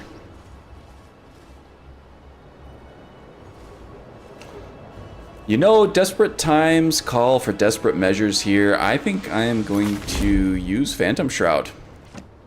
We're in the broad daylight here. I don't have my equipment with me, my camping equipment, so I can't really wait. What is that journal doing over there?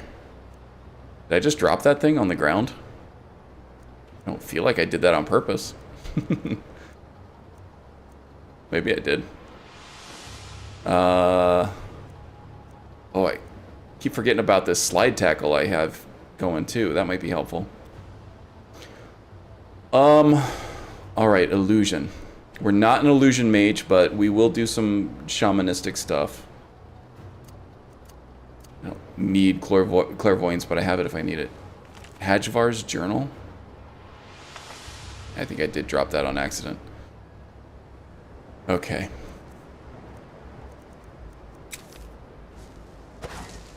I don't even have enough magicka to cast it. Well, it's not even an option then, is it?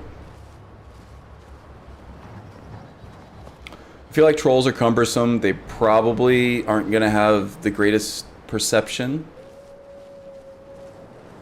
So we might be okay. There's a small tower right there where my cursor is that a troll goes in and out of there at points in his like little patrol route. There's a troll over there. We don't have to worry about him.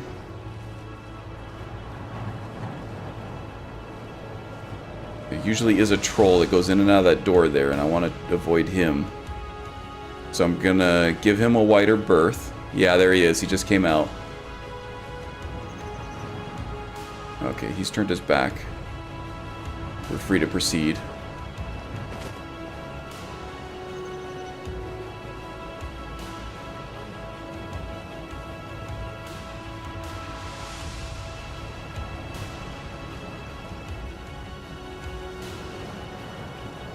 Alright, here we go. Got some crafting materials for the Leviathan axe. There's the wooden mask. That's a big thing. Ceremonial corundum sword. I don't think I have the encumbrance for this. Oh yeah, it's just a one-hander. And an orcish dagger. It's not any better than the iron one I have. It's not really very valuable either. Okay, so let's put the mask on.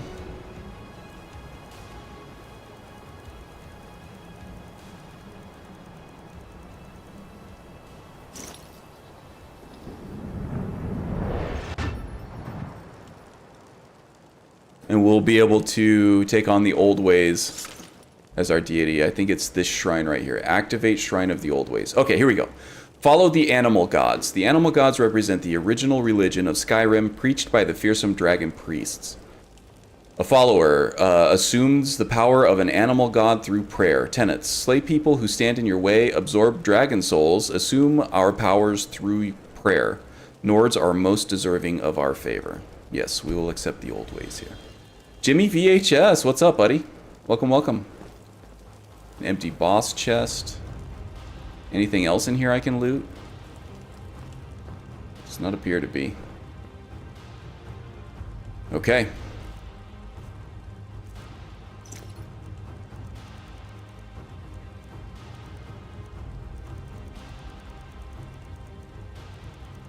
Hide helmet is 14. Fur helmet is 12. Leather scout helmet is 19. Common leather, this one is 19 as well. I don't know. Let's see, which one do we like better? Whoops. Okay. We'll check it out here in a second. I do actually really like that. It goes with the armor really well. I kind of like the contrast between the fur armor and the blue hood, though. I don't know. What do you guys think?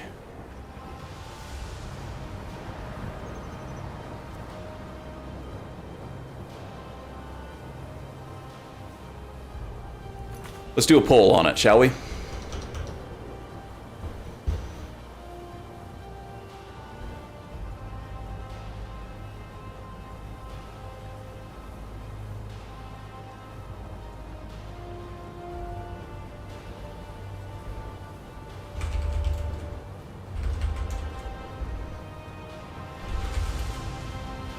Fur hood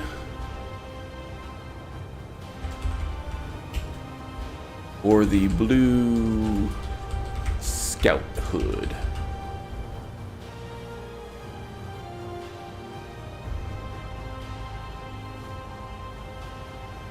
We'll just go with the scout hood for now.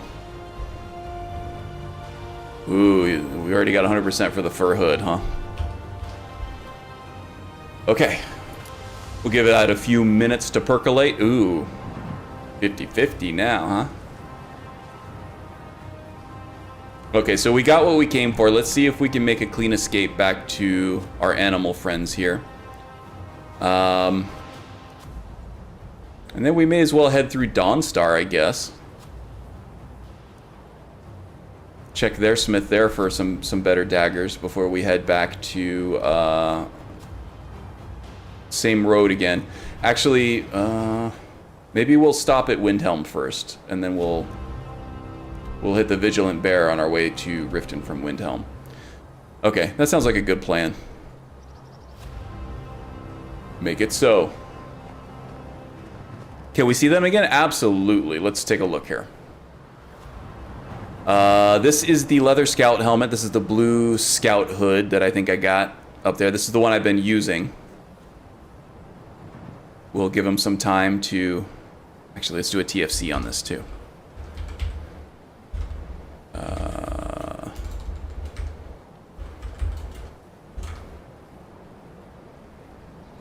Get a better look here. I kind of like that this adds a little color. I mean, the neck gap, you don't see because of the beard so much. But I do kind of like the contrast in color between just the brown drab stuff and then just a little bit of hint of blue, especially since he's technically a Stormcloak training for some Black Ops stuff. Pretty good. And then here is the other one that we found. They both have the same armor rating. I think this probably goes with the set a little bit, but I kind of like the clash. This looks great. I kind of like the armor piece on the nose, on the bridge of the nose there too, since he does do some toe-to-toe fighting quite a bit. This one seems like it would be more like it would hold up to like a direct shot to his head a little better.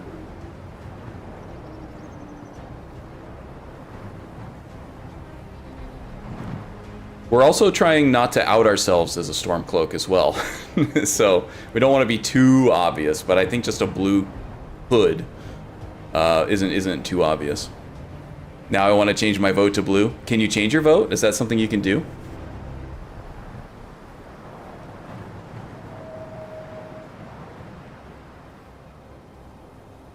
No, you can't do it. Ah, well. It looks like the fur hood is running away with it anyway. I'm not sure one vote would swing it one way or the other. Well, it's actually 2 votes because it's taking a vote from one side and giving it to another. Okay, well we'll let it be for a little bit here. Give people some time to vote on it. Tell you what, by the time, oh shoot, no, this is a mistake. Ritual avenges. Okay. He barely saw us.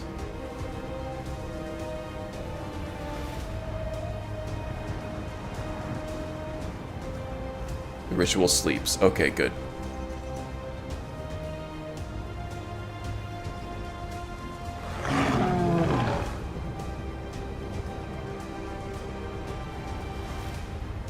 Why don't you go on back to your little hidey hole? Let's see. Once I get to Dawnstar, I'll close the poll.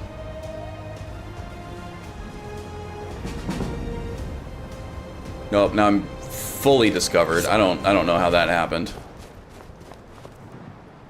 I forgot to set up the hotkey for Dawnbreaker for my controller. All right. Let's get our ghost out.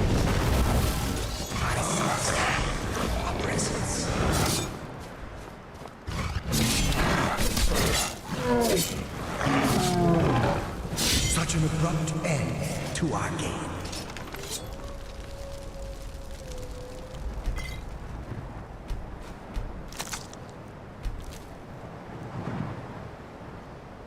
Did I get a troll skull out of that? And let's see here. All the way down to the T's for troll. I did not. So I'll take it here. I can use that for enchanting supplies. A little bit of encumbrance now, but once I start getting some the gems and stuff for it, I'll be able to start disenchanting things on the fly, and that will actually save me some encumbrance in the long run. So that's good. All right, maybe let's see if we can actually get through the rest of this without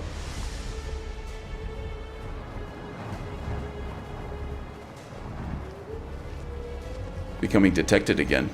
You got your ice cream? Oh, now I really want ice cream.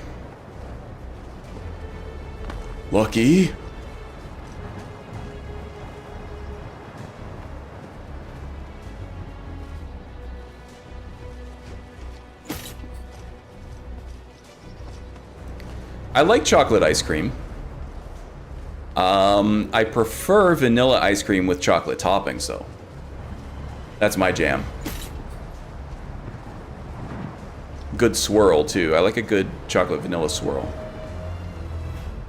Yours will be a reward for a fantastic stream. Well, I appreciate that.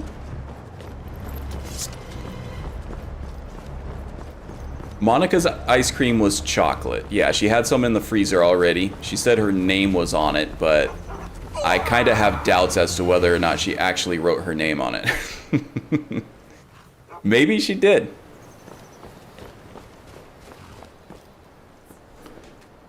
All right, so I'm gonna go ahead and set the horse to follow, and then you did not. Okay, I thought not.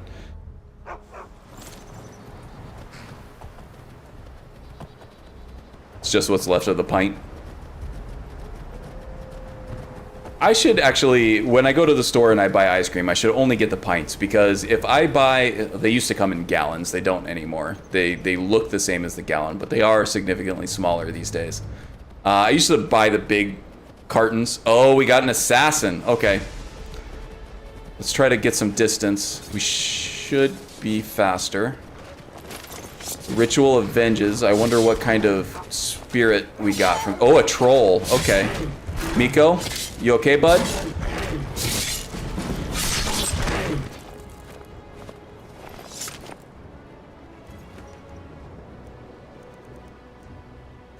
I went with the slate coloring for this.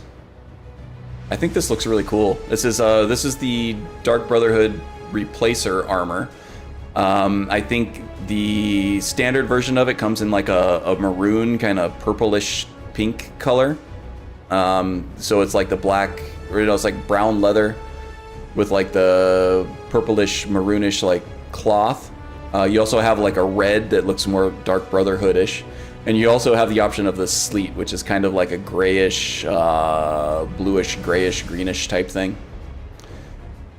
Well, bluish, grayish, I would say. This looks really cool, I think. I like the black for sure. It's just a texture replacer, so I can get in and change it as needed. Oh, I'll take that. So somebody wants the Stigr dead. And that's funny because nobody knows so far. Oops.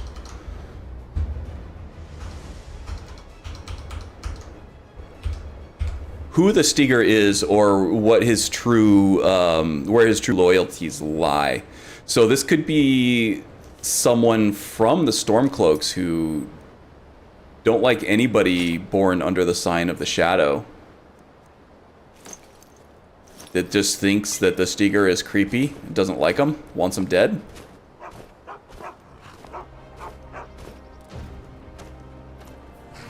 Or it could be somebody else that he's met since he's left Windhelm.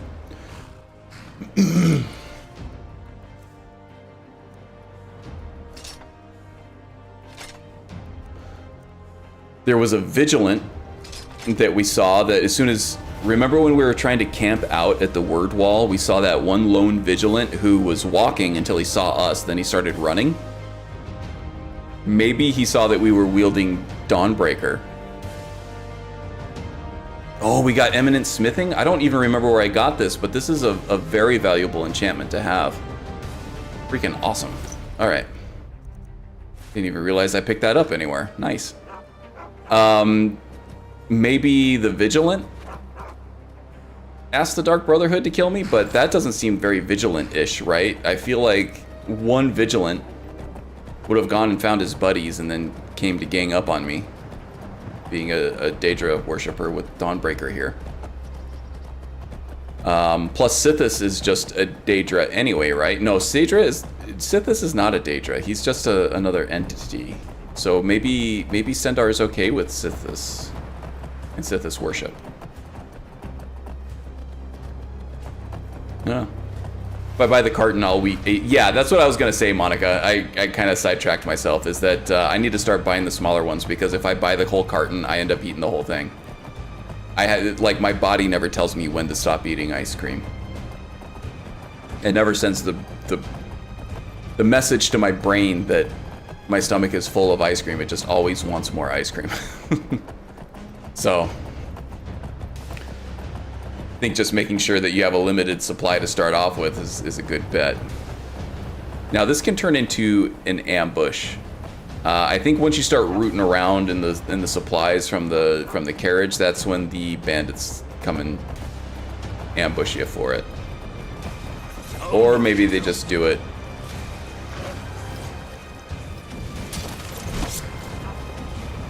Oh no, that's an ice wraith. Okay, we have a fire mage fighting the ice wraith. That's perfect. I don't want to hit Miko, is my main concern. That's why I wasn't doing anything. I was trying to find an angle. I couldn't see the ice wraith in this bright sun against all this bright snow. That was funny that the ritual stone picked up that dead horse next to that carriage there. Summoned the dead horse just to run away from the fight.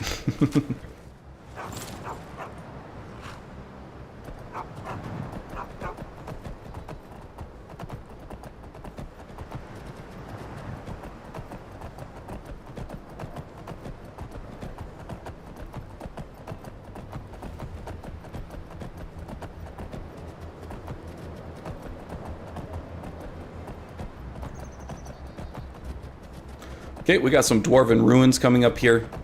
Undoubtedly, they all lead to Blackreach. You can't get into them from this side, though. There's a lever on the other side that'll open it up. You might be able to get to it through using telekinesis on the lever, maybe. I think that's a thing you can do.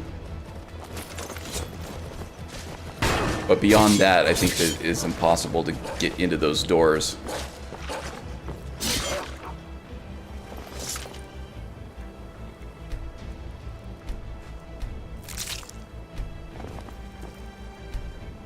Don't let me forget to slice off some of that bear's meat for killing me earlier.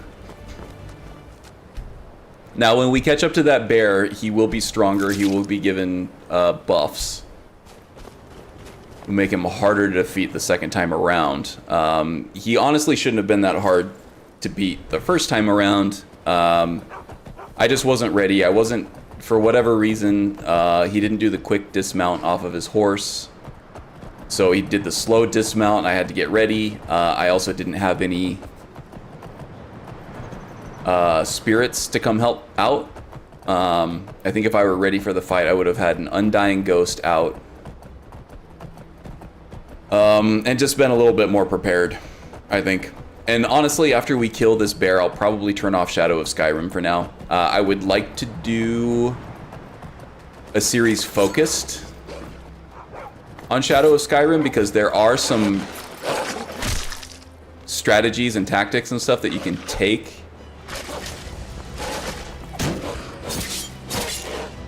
that make that mod a little more doable. You can kind of mitigate the consequences of getting knocked out a little better if you're prepared. And if you're trying to do a specific build, sometimes that doesn't work out as well for, you know, the alternate death scenarios, especially Shadows of Skyrim, which makes things a little harder.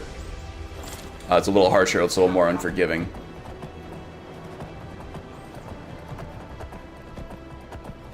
But for like buildcraft streams and stuff like that, I want to be able to chase certain specific things, and with Shadow of Skyrim, kind of sometimes you just have to roll with the punches that you're given.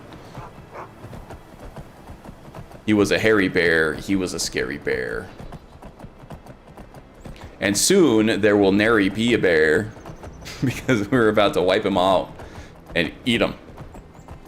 Had no clue you could do polls in chat for Hood all the way. Yeah, so there's, in the chat window, there's a little plus sign alongside the emoji button. You just hit the plus sign, and that gives you a couple different ways that you can engage with your audience, and one of them is a poll. I've done them before, but it is nice that they give you that opportunity. Not quite as fleshed out as like the Twitch engagement tools, but they're trying. They're getting there little by little.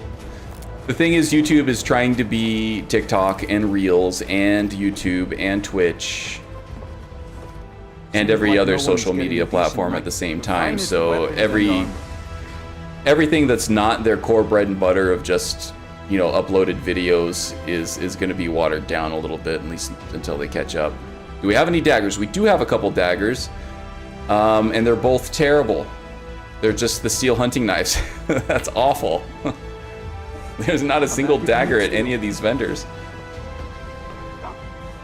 I uploaded the start of my Dunmer Agent House Lalu today. I wouldn't mind checking, if you wouldn't mind checking it out, roughly based on your mod list and agent build. Oh, cool. Yeah, I definitely will check that out. Yeah. Is it just your Mad Adam channel on YouTube? I will go look at that. Let's see here. The Swiss Army knife of social media platforms, indeed. And welcome, Macadamia. It's good to see you. I don't know if I've seen you stream lately. I've been really bad about keeping up with people's streams, though. Are you still streaming Diablo on Twitch? I've gotten into the main end game stuff. I've been doing Hell Tides and what do they call them? The Nightmare Dungeons and stuff. And it's getting pretty grindy already, to be honest. So I've been playing it mostly at night when I've been trying to... Oh, you haven't been streaming lately? All right. So it isn't just me being busy. Okay, the poll has ended. How did we fare on that? It looked like 83%? I actually can't... Oh, yeah, here we go. 88% blue, or 88% fur, 11% scout. So we have our answer. Thank you, everybody, for helping me decide on that. I liked them both a lot, actually. Don't mind the blue at all, actually, but... So we could go with something like this. Nah, that just doesn't look right at all. That's not savage enough.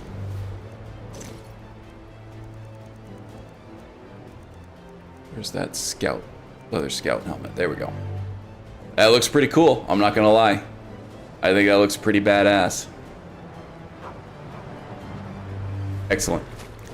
Okay, so now where are we going? We're headed to Windhelm, yeah?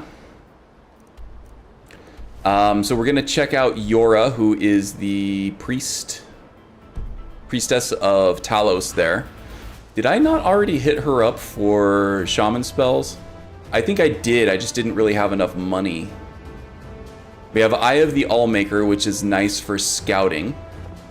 So there's some caveats to this spell.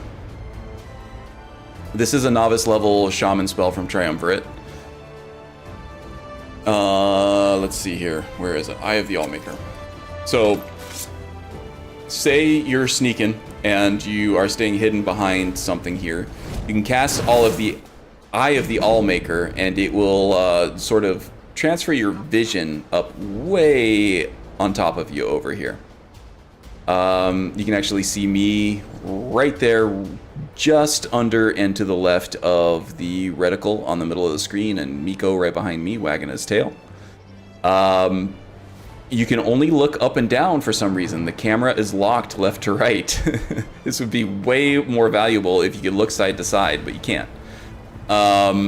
It's still useful for scouting, for seeing what's going on past like high walls and stuff. If you're trying to infiltrate like a castle or a fort or something, you can kind of scout out patrol routes and things like that. I kind of wish you could mark enemies in this game like you can in like Assassin's Creed or Horizon, but you can't, at least not with any of the mods I have going.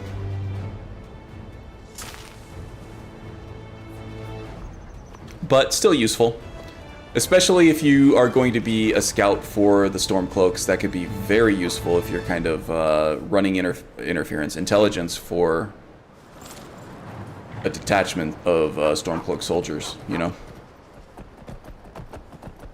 Meridia would approve, yes, indeed.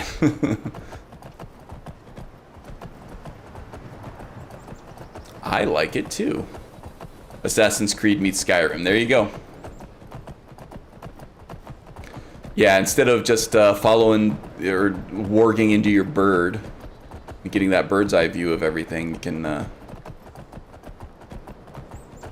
shoot a glowing ball of magic up into the sky and use that instead. Alright, who's fighting me? Dead already? I guess dead already, huh?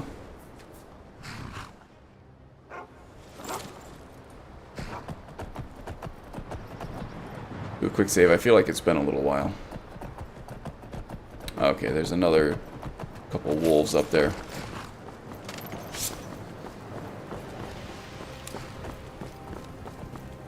Alright, puppies. Come and take your medicine. They went and chased off something over here to the right. Oh, there we go. Are one of these an ice wolf? Just a regular wolf. Sorry, you are on my... Oh, geez, I didn't have my shield active. I still had Eye of the Allmaker active. Damn it. Alright, come on, I'm ready for you this time. Hopefully I didn't get rock joint or something.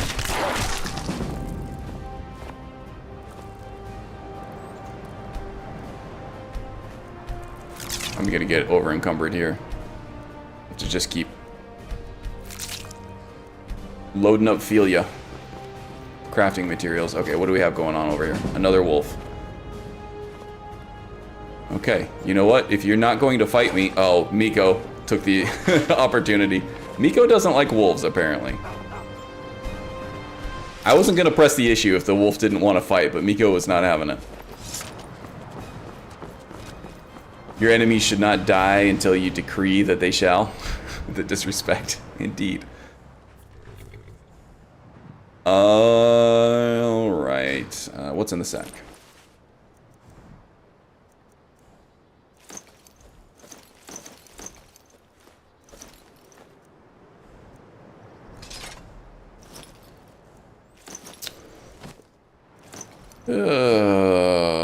Resist frost could still be useful. I'm going to keep that on me. Alright. Quick save. And we shall continue on our merry way.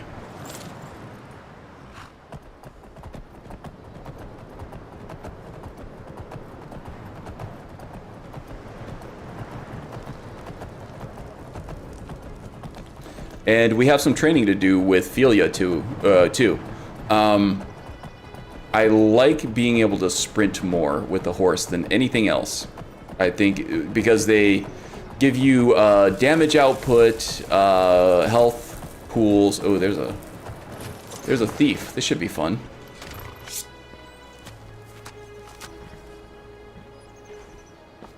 Hi, friend. All right, hand over your valuables, or I'll gut you like a fish. You gut me like a fish, huh? Well, I don't think I have time for that. Don't you walk away from me. Got all these ghost wolves. Look at this. Yeah, this is awesome. Just a spirit swarm all over them.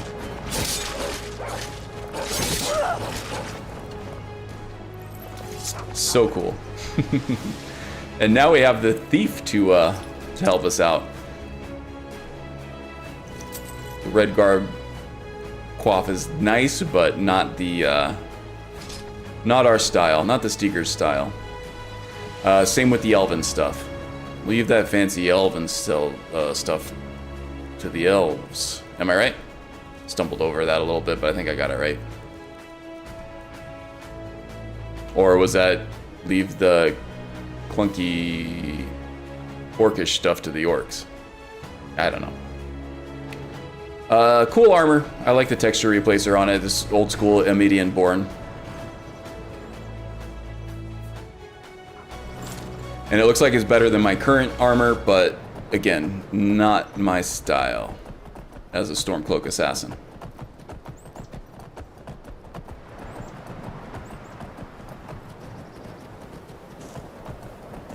Okay, I hear spiders.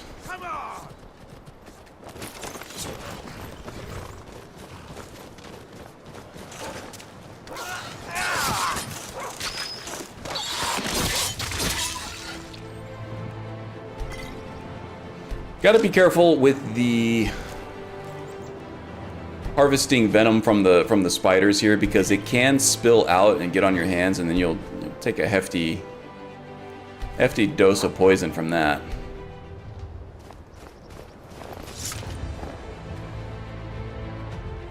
Just got to be ready with healing potions and make sure you pay attention to it. That's from Hunterborn. That's not a vanilla thing. You can harvest frostbite venom from spiders in the vanilla game without any kind of punitive consequences, I would say.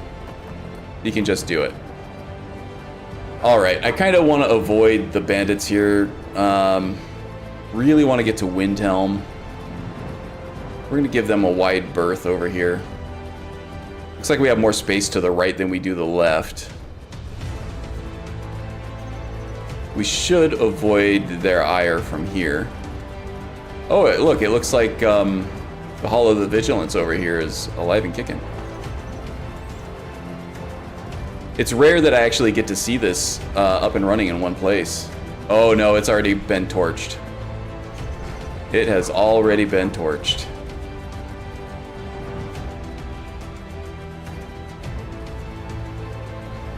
Nice, now we have all these vigilants in our spirit stable here too.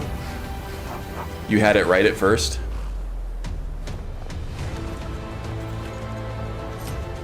Oh, did I correct myself?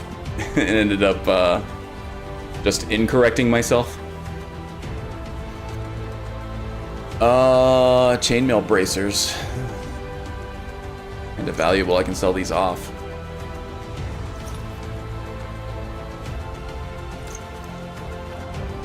Good quality chainmail, at least. I'm not gonna use it, I like fur better.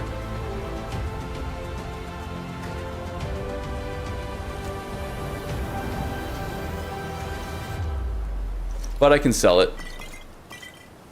Cure disease potions are valuable to have. You always want to have cure disease poisons on you if you don't intend on becoming a werewolf or a vampire, right?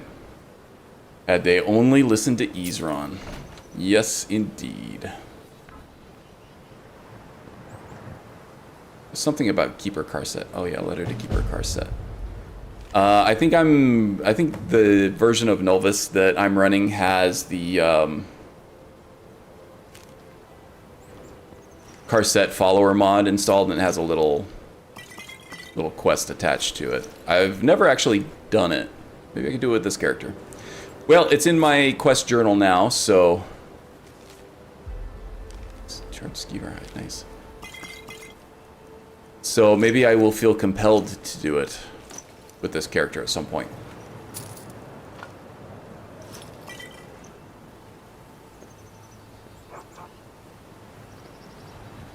Oh, they really made a mess of this place, didn't they? Odd that vampires would use fire. I kind of feel like the vampires didn't purposely raise this place to the ground. They didn't purposely burn it. I feel like just in the fight, something got knocked over into the fire and caused everything else to burn. Kind of like an Indiana Jones moment.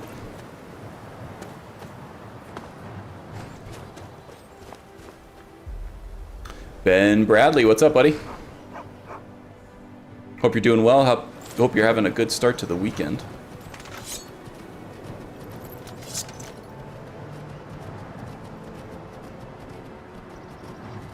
Probably going to go a little over my 3 hours this time. Just partly because I'm not going to be able to do this next week.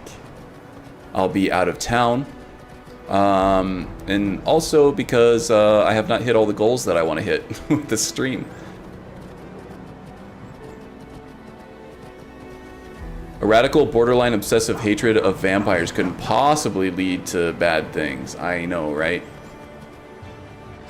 Well, I think both parties are kind of overstepping. Harkin for sure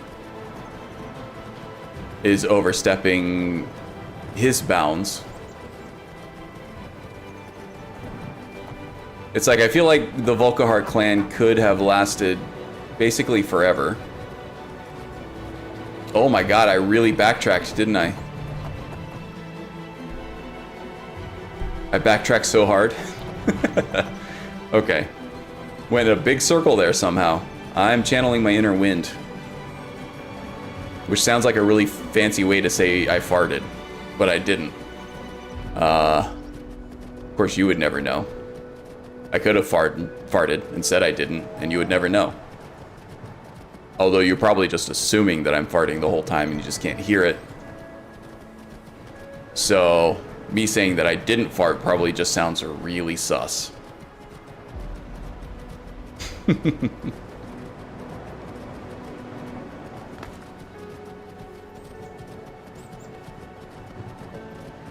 So 2 weeks from now, I get that 24-hour stream?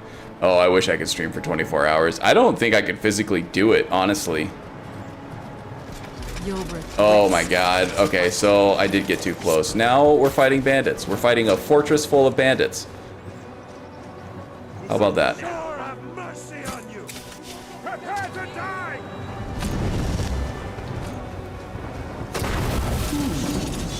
Does someone live among the dead? The good news is that all these spirits should Count out your coin. stay active until the last enemy's dead.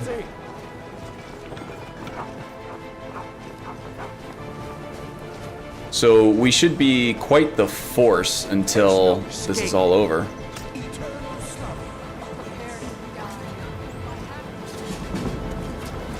And we're getting light armor for it. That's good. That's one sore spot that we have right now.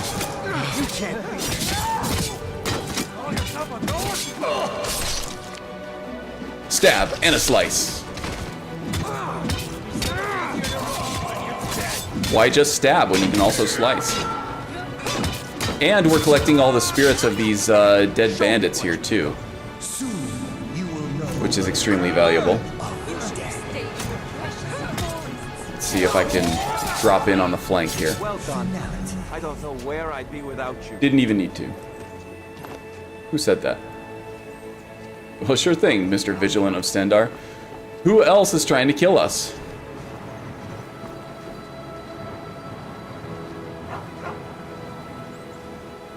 I don't see any more red dots, but my ghosts aren't dying. Who do you see, Mr. Vigilant?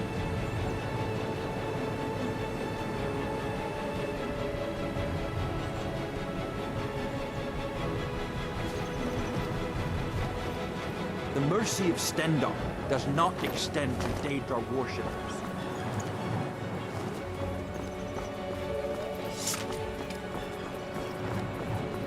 Well, some hard, fast tenets, especially those involving mercy, kind of lose a little bit of their luster when there are like so many conditions on what they extend to. I think, Mr. Vigilant. Wow, look at all these arrows. We were getting peppered from up there. You know, I should actually scan those corpses. Go check them out. See if there are any more hardened steel daggers, especially on the archers. So I think that's worth the time, actually. Let's go do that. Pants restrict proper fighting or farting. No pants, gang. No pants life. Unrestricted inner wind. There it is. Look at that. How, did I call it or did I call it? Beautiful. Love that.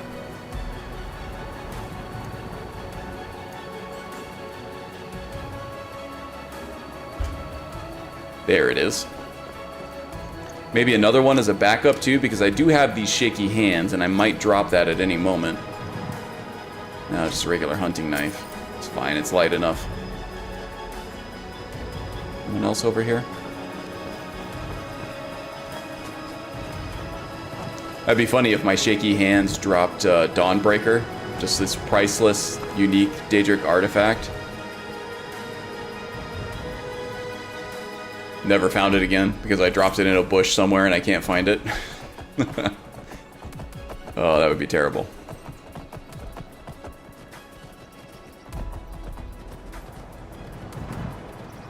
Yeah, I know I am. I assume you're constantly farting too. I just assume everybody's constantly farting. Have you ever seen like surveillance footage from those like heat detecting cameras that can like show people farting, and they like go to a mall or something, and just everybody's just constantly farting all the time.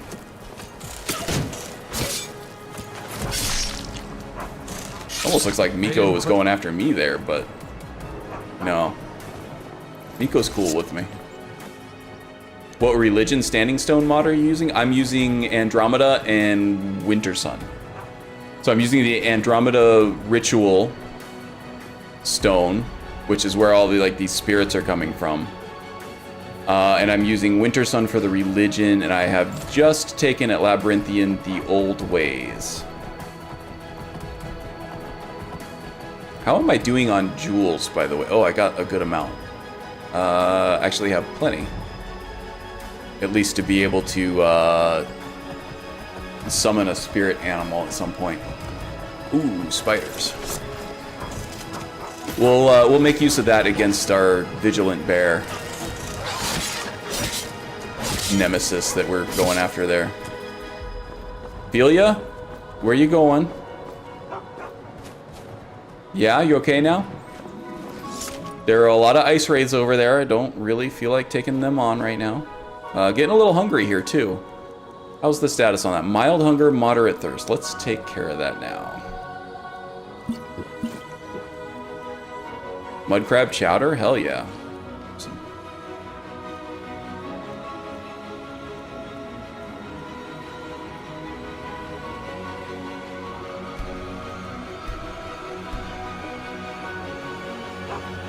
Are we sated now? Yes, we are. Nice.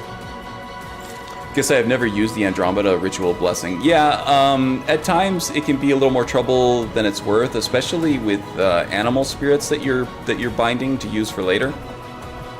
If you like, say there's a dead wolf that the ritual stone like gathers the spirit for, and then you encounter more wolves that you're fighting.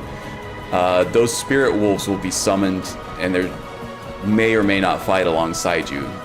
There's a better than good chance that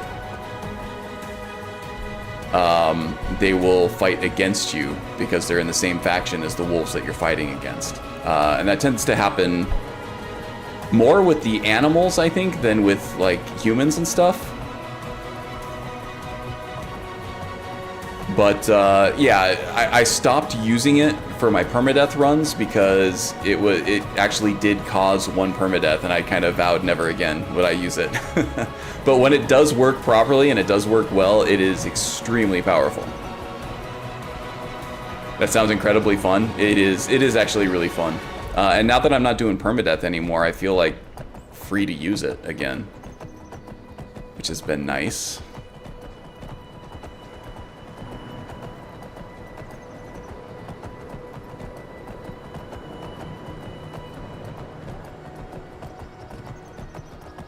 You just named my next YouTube rabbit hole.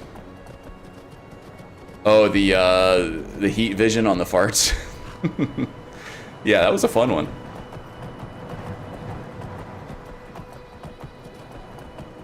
So only kill humanoids, check. I mean, it's kind of hard when you just get swarmed by a big pack of wolves, right? It's not even enemies that you kill, it's any dead thing that you encounter. So you could encounter a corpse that you didn't kill, and the ritual stone will gather the spirit for it. Same with animals. I don't think it does dragons. I'm actually almost positive it doesn't. It didn't do the corrupted shades in the Meridia quest, the Meridia's temple. Wow, that spider didn't last long, or whatever the hell that spider was fighting. Yes. Okay, guys, hope you have a great one. I'll make sure to catch the vid once it drops. No problem. Thanks for joining, Benz. Thanks for stopping by and saying hi. Always fun to hang out, even if just for a little bit, you know. Have a good one. All right, that is the mill over there, which means we're getting very close to Windhelm. Let's keep that moving. Nodius Papius, we might see him again soon. Under different circumstances. Evil laugh.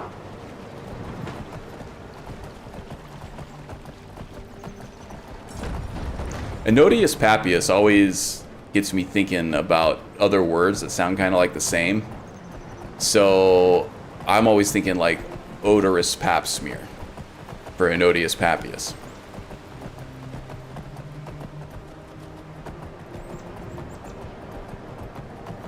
You get a stinky schmear. Gonna suggest the animal friend shout to avoid unnecessary animal moita. Yeah. That's a good shout, but yeah, again, it's if there's a dead wolf anywhere, it's gonna absorb that soul, that spirit. Wow, in honor of Strudel. Yeah, somebody's got to pick up the slack, right? You know I love a good wow. It's affirming. It makes me know I'm doing my job correctly. A good sarcastic eye-rolling wow.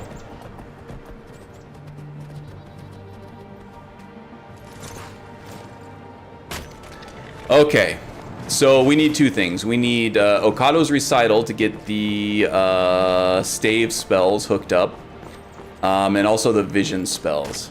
We have plenty of money now. We have some stuff we can sell off here too.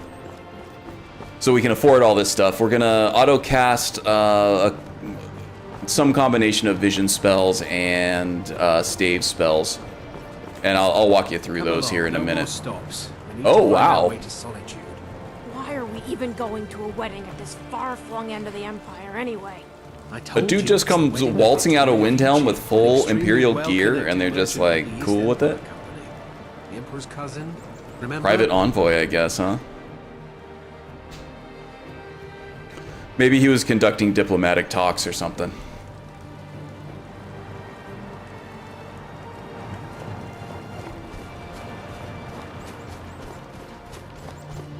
Wording is hard, typing is harder. Can't just throw the big logs on Boy, you said something there. Oh, I can drop off the white file on him here too. Food and vegetables for sale.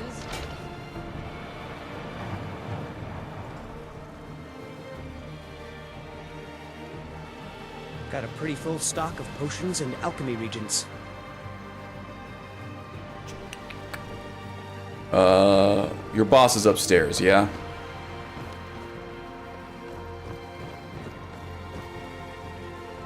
Alchemy is simple. Unless, of course, you were simple. Then, I can't help you. I feel like I just got insulted here. But anyway, I found your file. It's a little cracked, though. This, it matches every description of the file that I've found in lore. But if it can't hold liquid, there's no way of knowing. How did you manage to damage it, then? This is what I get for not retrieving it myself. Yeah, this was the way I found it, bud. Figures. I doubt you have sufficient knowledge to harm the file, even if you wanted to. Either way... Gets no respect, the Stigr here. Now, if you'll excuse me... Born under the stigma of the shadow sign, not right? Quite in the mood to Lords don't like it. Guests. I trust you can show yourself out. Here's for your trouble. And I guess the Altmer don't like it either.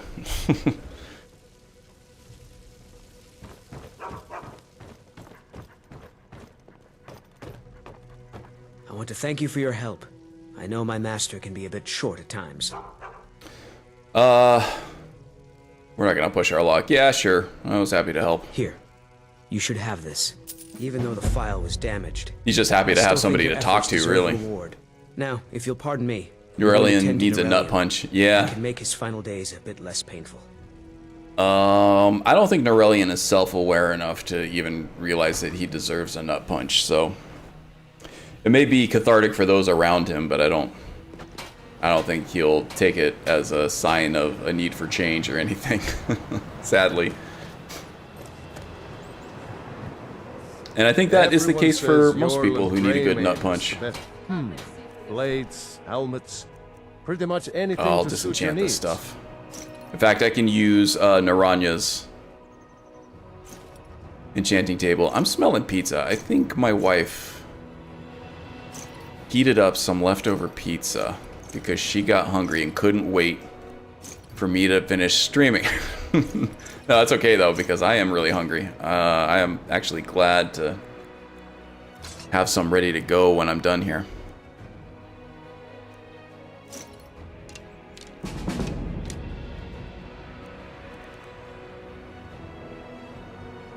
Did I sell off the fur bracers I was wearing? Ah, for Pete's sake. Whether it's all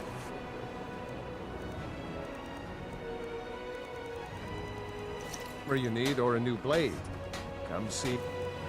I lightened the load a little bit, not much though. Let's go ahead and disenchant some stuff while we're here. That was lunch today. Ooh, we got Lou Molnati's, which is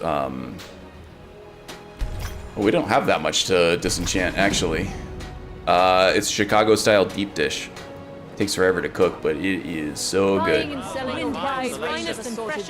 Man, my mouth is watering just thinking about it now. So yeah, they put the it's like a thick crust, obviously, because it's pan pizza and it's kind of like shaped up on the sides of the pan. And then they put the cheese in next, like a big thick layer of cheese right on top of the crust. And then they put the pepperonis down, and then they put the sauce on top of that. And everything's so thick that they have to cook it for a long time. But the crust on the sides ends up being like really flaky because it was thinner on the sides of the pan there. It's like a little crispy, and the rest of it's just like really like thick and like heavy, but very tasty. Heresy. Why do people like Chicago style? They put the sauce on the top of the cheese. Yeah, like having the sauce on top of the cheese is gonna make it taste any different when you take a big bite, right? I don't know. It's delicious. I don't have it all the time. I actually do kind of prefer the cheese and the pepperoni on the top, but yeah, I like it. I like it a lot. Oh, I forgot to get the damn spells that I went there specifically to go do. Son of a bitch. See? I know that northeastern Pennsylvania people are extremely picky and opinionated about their pizza. They take it personally. So I'm not gonna blame you for that one, Magus. Then people out in the Midwest, they're smoking some funny stuff apparently. It is a little funny, but it is delicious. Chicago Lou makes a mean pie. Tell you what. Okay, I like speed and endurance. I'll start with speed and then I'll move to endurance, I think.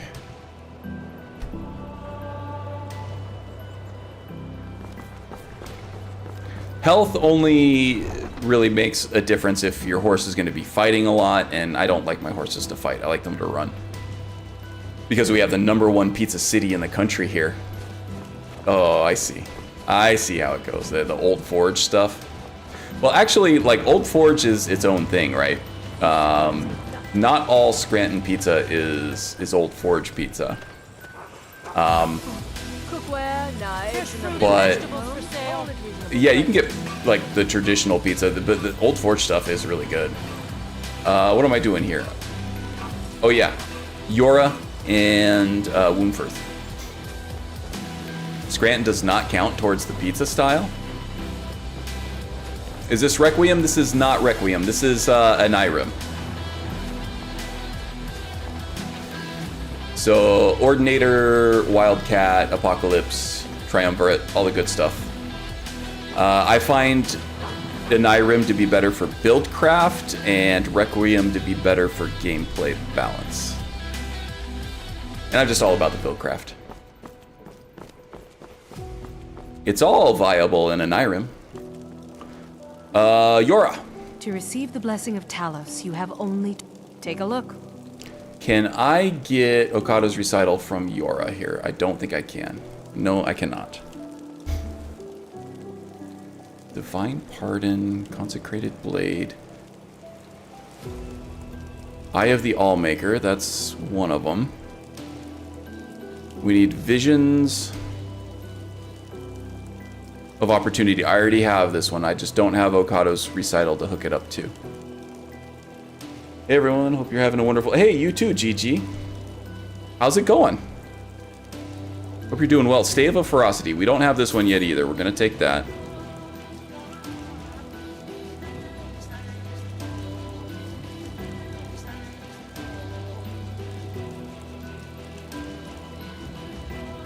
Anything else here?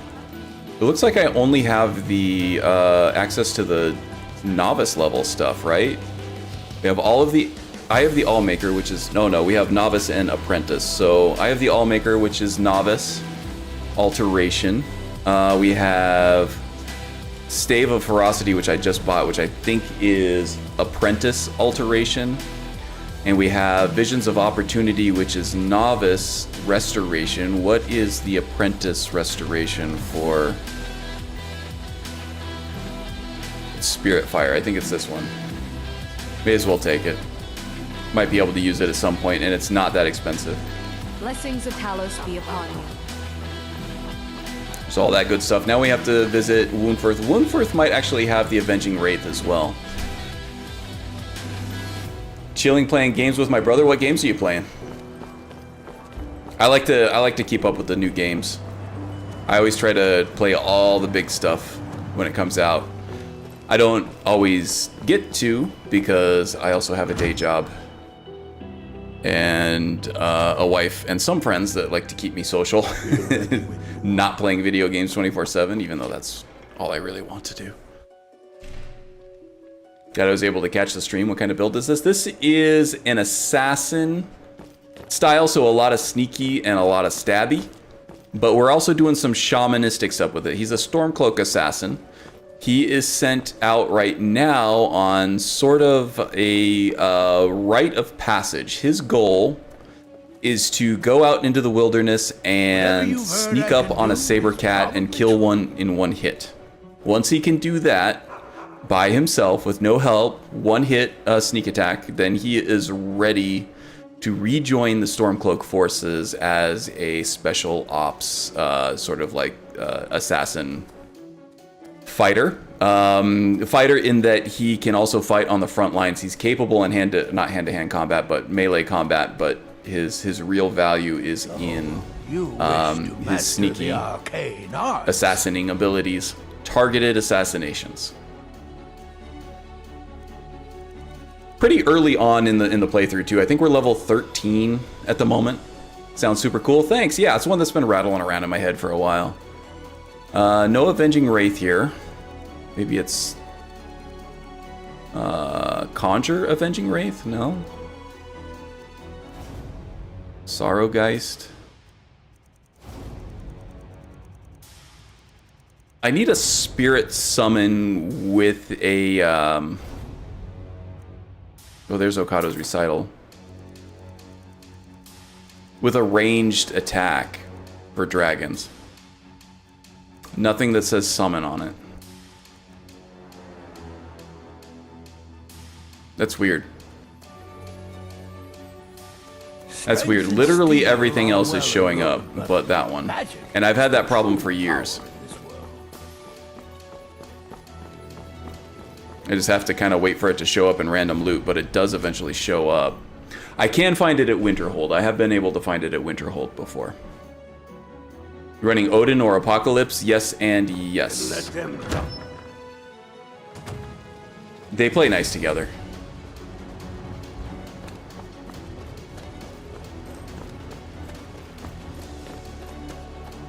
I know that Odin will remove the spells that overlap with Apocalypse, but I don't think that Avenging Wraith is one of them.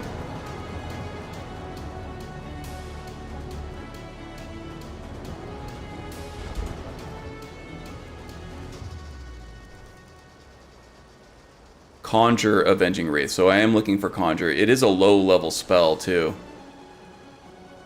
I know that Finis Jester has it. Or Finis Gester. And there's only one instance of it, so I don't think it's conflicting with anything.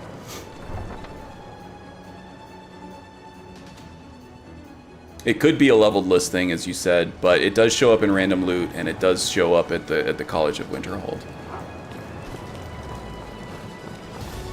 Alright, so let's get Okados hooked up here. We'll learn these spells that we had.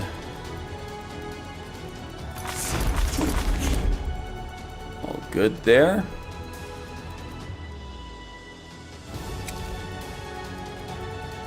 Alright, so what do we have? We have Stave of Ferocity. Enchant your power attacks for 60 seconds, reduces armor by 150 points, and magic resist by 25 points.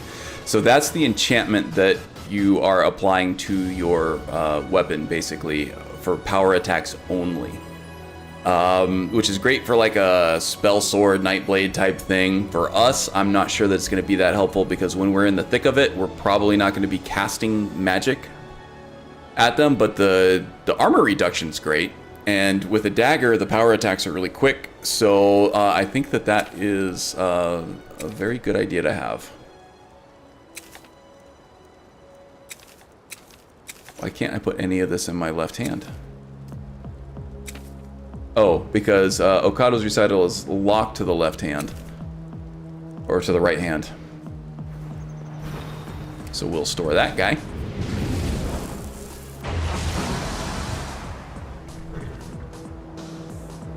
We've been playing BattleBit Remastered. I have not seen that one. Is that like bit like sprites and stuff? Like it's like a 2D old school looking game? Rainbow Six Siege, nice. I've not heard of BattleBit Remastered. I'm gonna have to look that up.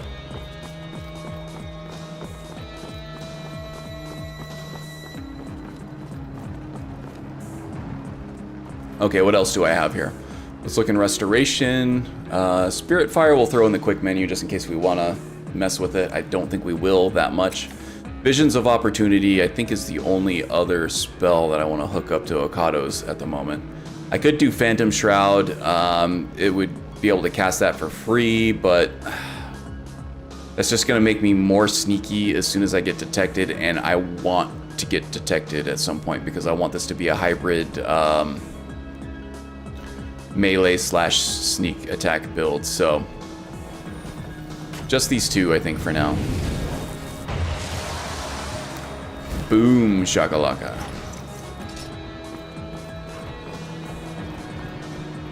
It's Battlefield but a Roblox reskin. Oh, I see. That sounds awesome, actually. My brother bought it for me and we have just been having a blast messing around. That does sound like a lot of fun. I keep meaning to have my brother over just for some like PS5 couch co-op gaming. He loves Rocket League. That's like his favorite game ever. So we probably end up playing a lot of Rocket League. I suck at that game. It's just I have not played enough of it to have the controls down as much as I should. All right, let's go kill us a bear and slice off some of his meat. But yeah, Rocket League. I kind of want to play Streets of Rage 4 though. That's a fun co-op game. And like the combo system in that game is a lot of fun. So I kind of want to, I might be able to talk him into playing that. And I also have the Ninja Turtles arcade collection. And I have the Shredder's Revenge as well for PS5. Those are also awesome for couch co-op.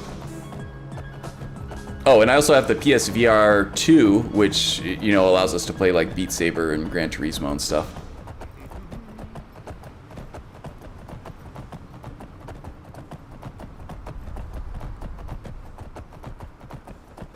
Arizona Sunshine 2 is supposed to come out for that too, also fairly soon.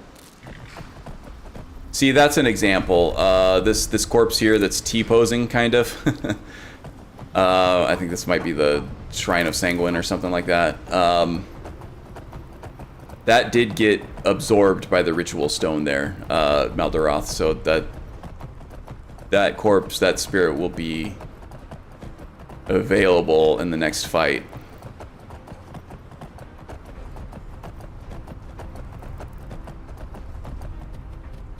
So unfortunately, you can't just avoid the wolf spirits. Wow, somebody didn't like me.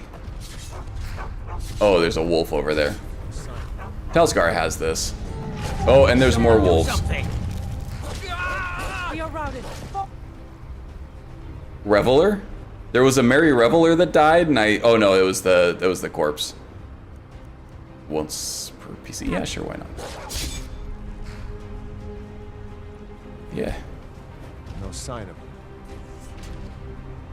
I'm surprised NFT didn't ask me about Miko in the beginning. Getting a little close to that giant there, but that's okay.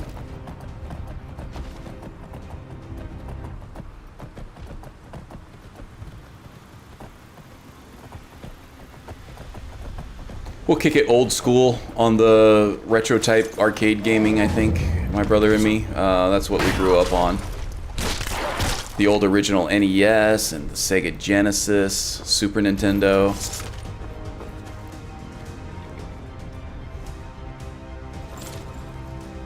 I was hoping they'd show off some drunken boxing skills. Nice. Yeah, the Sanguine Reveler for sure. Would be a mad good drunken boxer. That's actually a great build concept now that I think of it. Sanguine worshipping drunken boxer. That is awesome.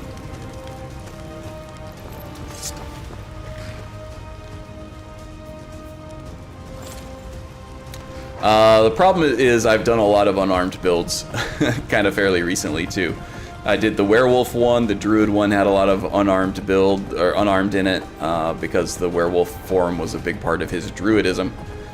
And I have one coming up soon here too, based on the Street Fighter 6 character, Meridia. Oh, that's just a regular old Argonian. We can get some of his armor out of here.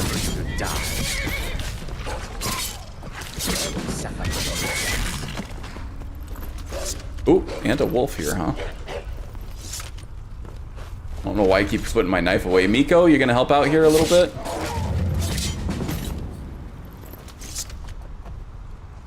Thelia, you doing okay? Alright.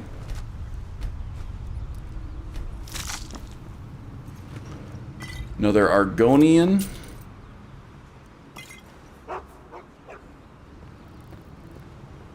Dinner is here, BRB. Yeah, dinner is definitely here. I can smell it. Problem is, I think I already ate my half of the pizza. No, I still have one slice left. So I'm gonna have to supplement with something else. I think I got a chicken breast in the fridge too. And that ice cream that I really need to get that now Monica has insisted that I have for myself because she had some ice cream already and she told me that she was eating it. And now I have to have ice cream. Okay, we're getting close to this bear. Let's get ready here.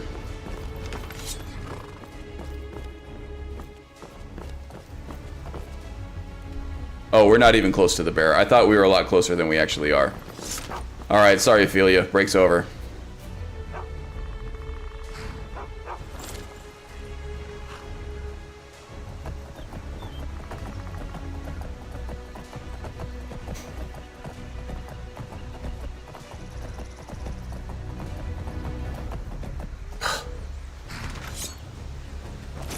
Another bear over there just chilling with the wolves.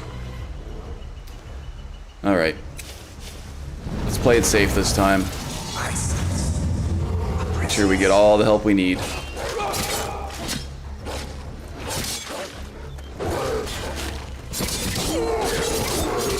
I don't know where that skeever came from.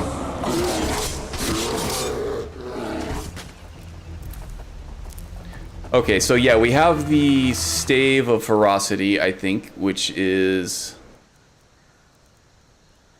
being auto-cast by Okado's Recital that powers up our power attack to remove armor from our enemies. We're also doing Visions of Opportunity, which also removes armor from random foes within 40 feet and magic resistance by 25%. So anybody we power attack is going to be minus 150 points of armor. And anybody that we that the restoration, the visions of opportunity spell randomly lands on within our radius is also going to lose 150 points of armor. And if there is only one enemy, then they're going to be out 300 points of armor, which is kind of devastating.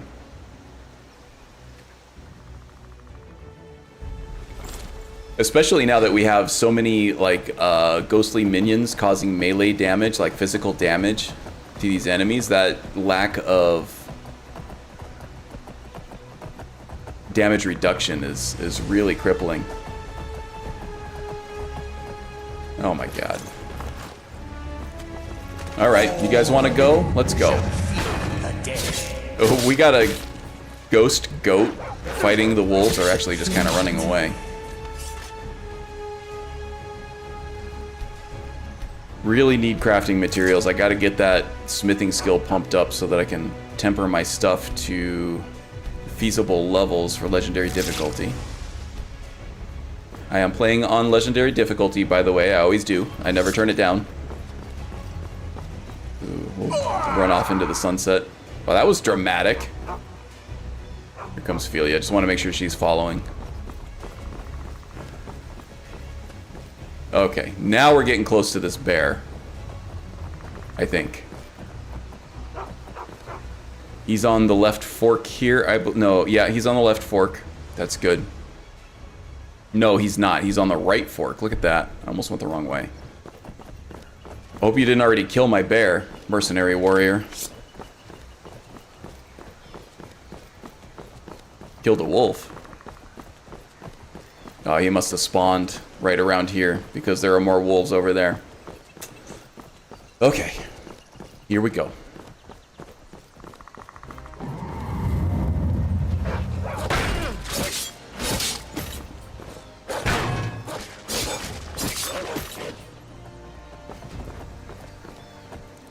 Alright, more crafting materials. Inching closer and closer to our goal every second. Wow, I went really over my time. This is the longest I've ever streamed, I think.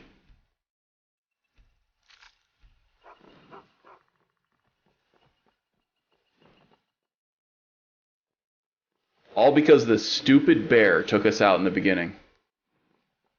And I had to have my revenge. And how does that make me feel? Not bad. Usually on a Saturday, just because of when the timing is, it's like, I kind of have to skip lunch to stream when I do. I'm usually ravenous, super hungry by the time I'm done. And honestly, with all the talk of food and the smell of pizza in the air, I'm kind of that way right now too. But at least I've had more food throughout the day. Usually at the point when I stream, I've eaten next to nothing.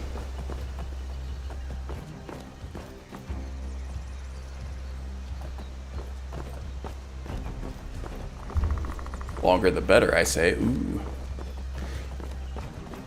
Yeah, I know. I just can't always swing a 4-hour gap in my day. Sometimes I can, not always. Okay. Here's all my stuff. This is where my camping supply should be. There's that bear over there. There's that tent I was looking for. My dwarven dagger that I wasn't using. And I haven't even been getting the benefit of this dwarven hunting knife either. God, there's a lot of stuff over here. And I am not even over encumbered. Okay, here we go. That bear is going to chase that rabbit. The distraction is good.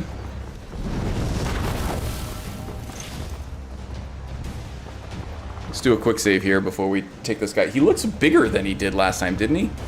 The shadows of Skyrim actually physically alter it. He looks so much bigger. Could be just placebo. Okay, let's get the power attack in there. Reduce the armor. There we go. Debuff removed, trembling hands. Very nice. Sometimes it'll also give you a permanent buff too when you actually kill a nemesis. Skin the pelt, harvest the ingredients, and butcher the meat.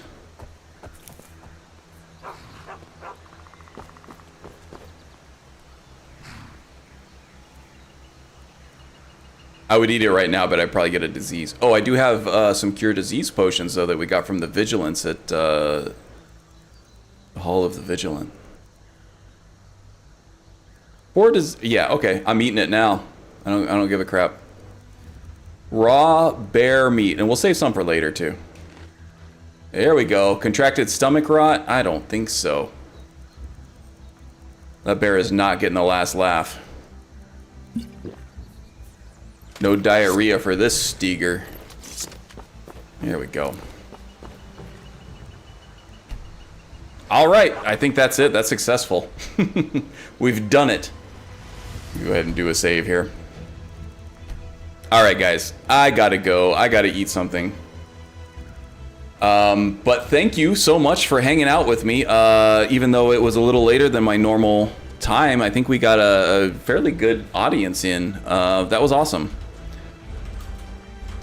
Thank you so much. Yeah, I did have a blast. I hope you guys enjoyed it too. I'm really liking this character. I think the concept is very interesting and novel. I think that the gameplay is varied enough that somebody else going after. Oh no, that was just something dispelling. I think that the gameplay is varied enough that it's going to stay novel and interesting for a long playthrough, and there's a lot of roleplay fodder with this one too, so I think this is going to be a very successful and well-liked build for a long time. So I am looking forward to that. It's also fun to get back to some stealth gameplay as well. It's been a while for me. So yeah, thank you, The Wind. That was fun. Thanks for tonight. Yes, sure, no problem. Thank you. This is only successful because you joined me for the whole thing. Otherwise, it would not be nearly as fun, right? Kill the rabbit. Indeed. I wonder if the bear did kill that rabbit or if he went after me. Did we save the rabbit's life? I don't know. Yeah, but if you're just happening across this channel and you like what you see, do check the links in the description below. There are a lot of awesome, friendly, talented Skyrim streamers, content creators out there. Namely, Magus80 has streams on Twitch. I think he is remodding his Skyrim game at the moment. I thought you said you would be ready to go on Monday, maybe? If all goes well. So hopefully that happens. Do drop by his channel anyway, leave him a follow. He redoes his load order a lot, but it never really takes him all that long, so he does stream a lot. So you'll be able to hang out there. You'll find a lot of the familiar faces from this chat over there too. The Wind as well usually has Skyrim streams on Sunday and Wednesday, I think, and then she streams other stuff on other days, including a very awesome Fallout 3 playthrough that she's been playing through just fairly recently. I haven't been able to catch them yet, but I really do want to because I love Fallout. Oh no, it's Tale of Two Wastelands, I think, is what she's playing. So she's got the New Vegas in there and Fallout 3, and I have a huge fondness of Fallout 3 in particular, but New Vegas was good. I like those classic Fallout games. Not the classic one, those are sort of a little tedious, but I do like the BGS and Obsidian ones. So go check her out. Let's see what else. Meldorath does stream. I don't think he's streamed in a while, but he might again, and his streams are always very chill, and he's a very cool dude and a lot of fun to hang out with. Very knowledgeable about modding Skyrim and stuff too. I think he's been playing Diablo 4 mostly. And Icarus was in here early. Oh yeah, GG Jolteon streams sometimes too. So thank you, GG. I will make one of your streams one of these times. It's been busy. But do, click on all those links, show people some love. Icarus was in here earlier. Icarus has an awesome channel. He's gaining a following as well. So check out all those. All right, plugs over. Enough with the shills. I'm going to go eat some pizza, maybe some ice cream, and I will see you guys not next week, but the week after. Thanks a lot. Stay safe. Take care of yourselves, all right?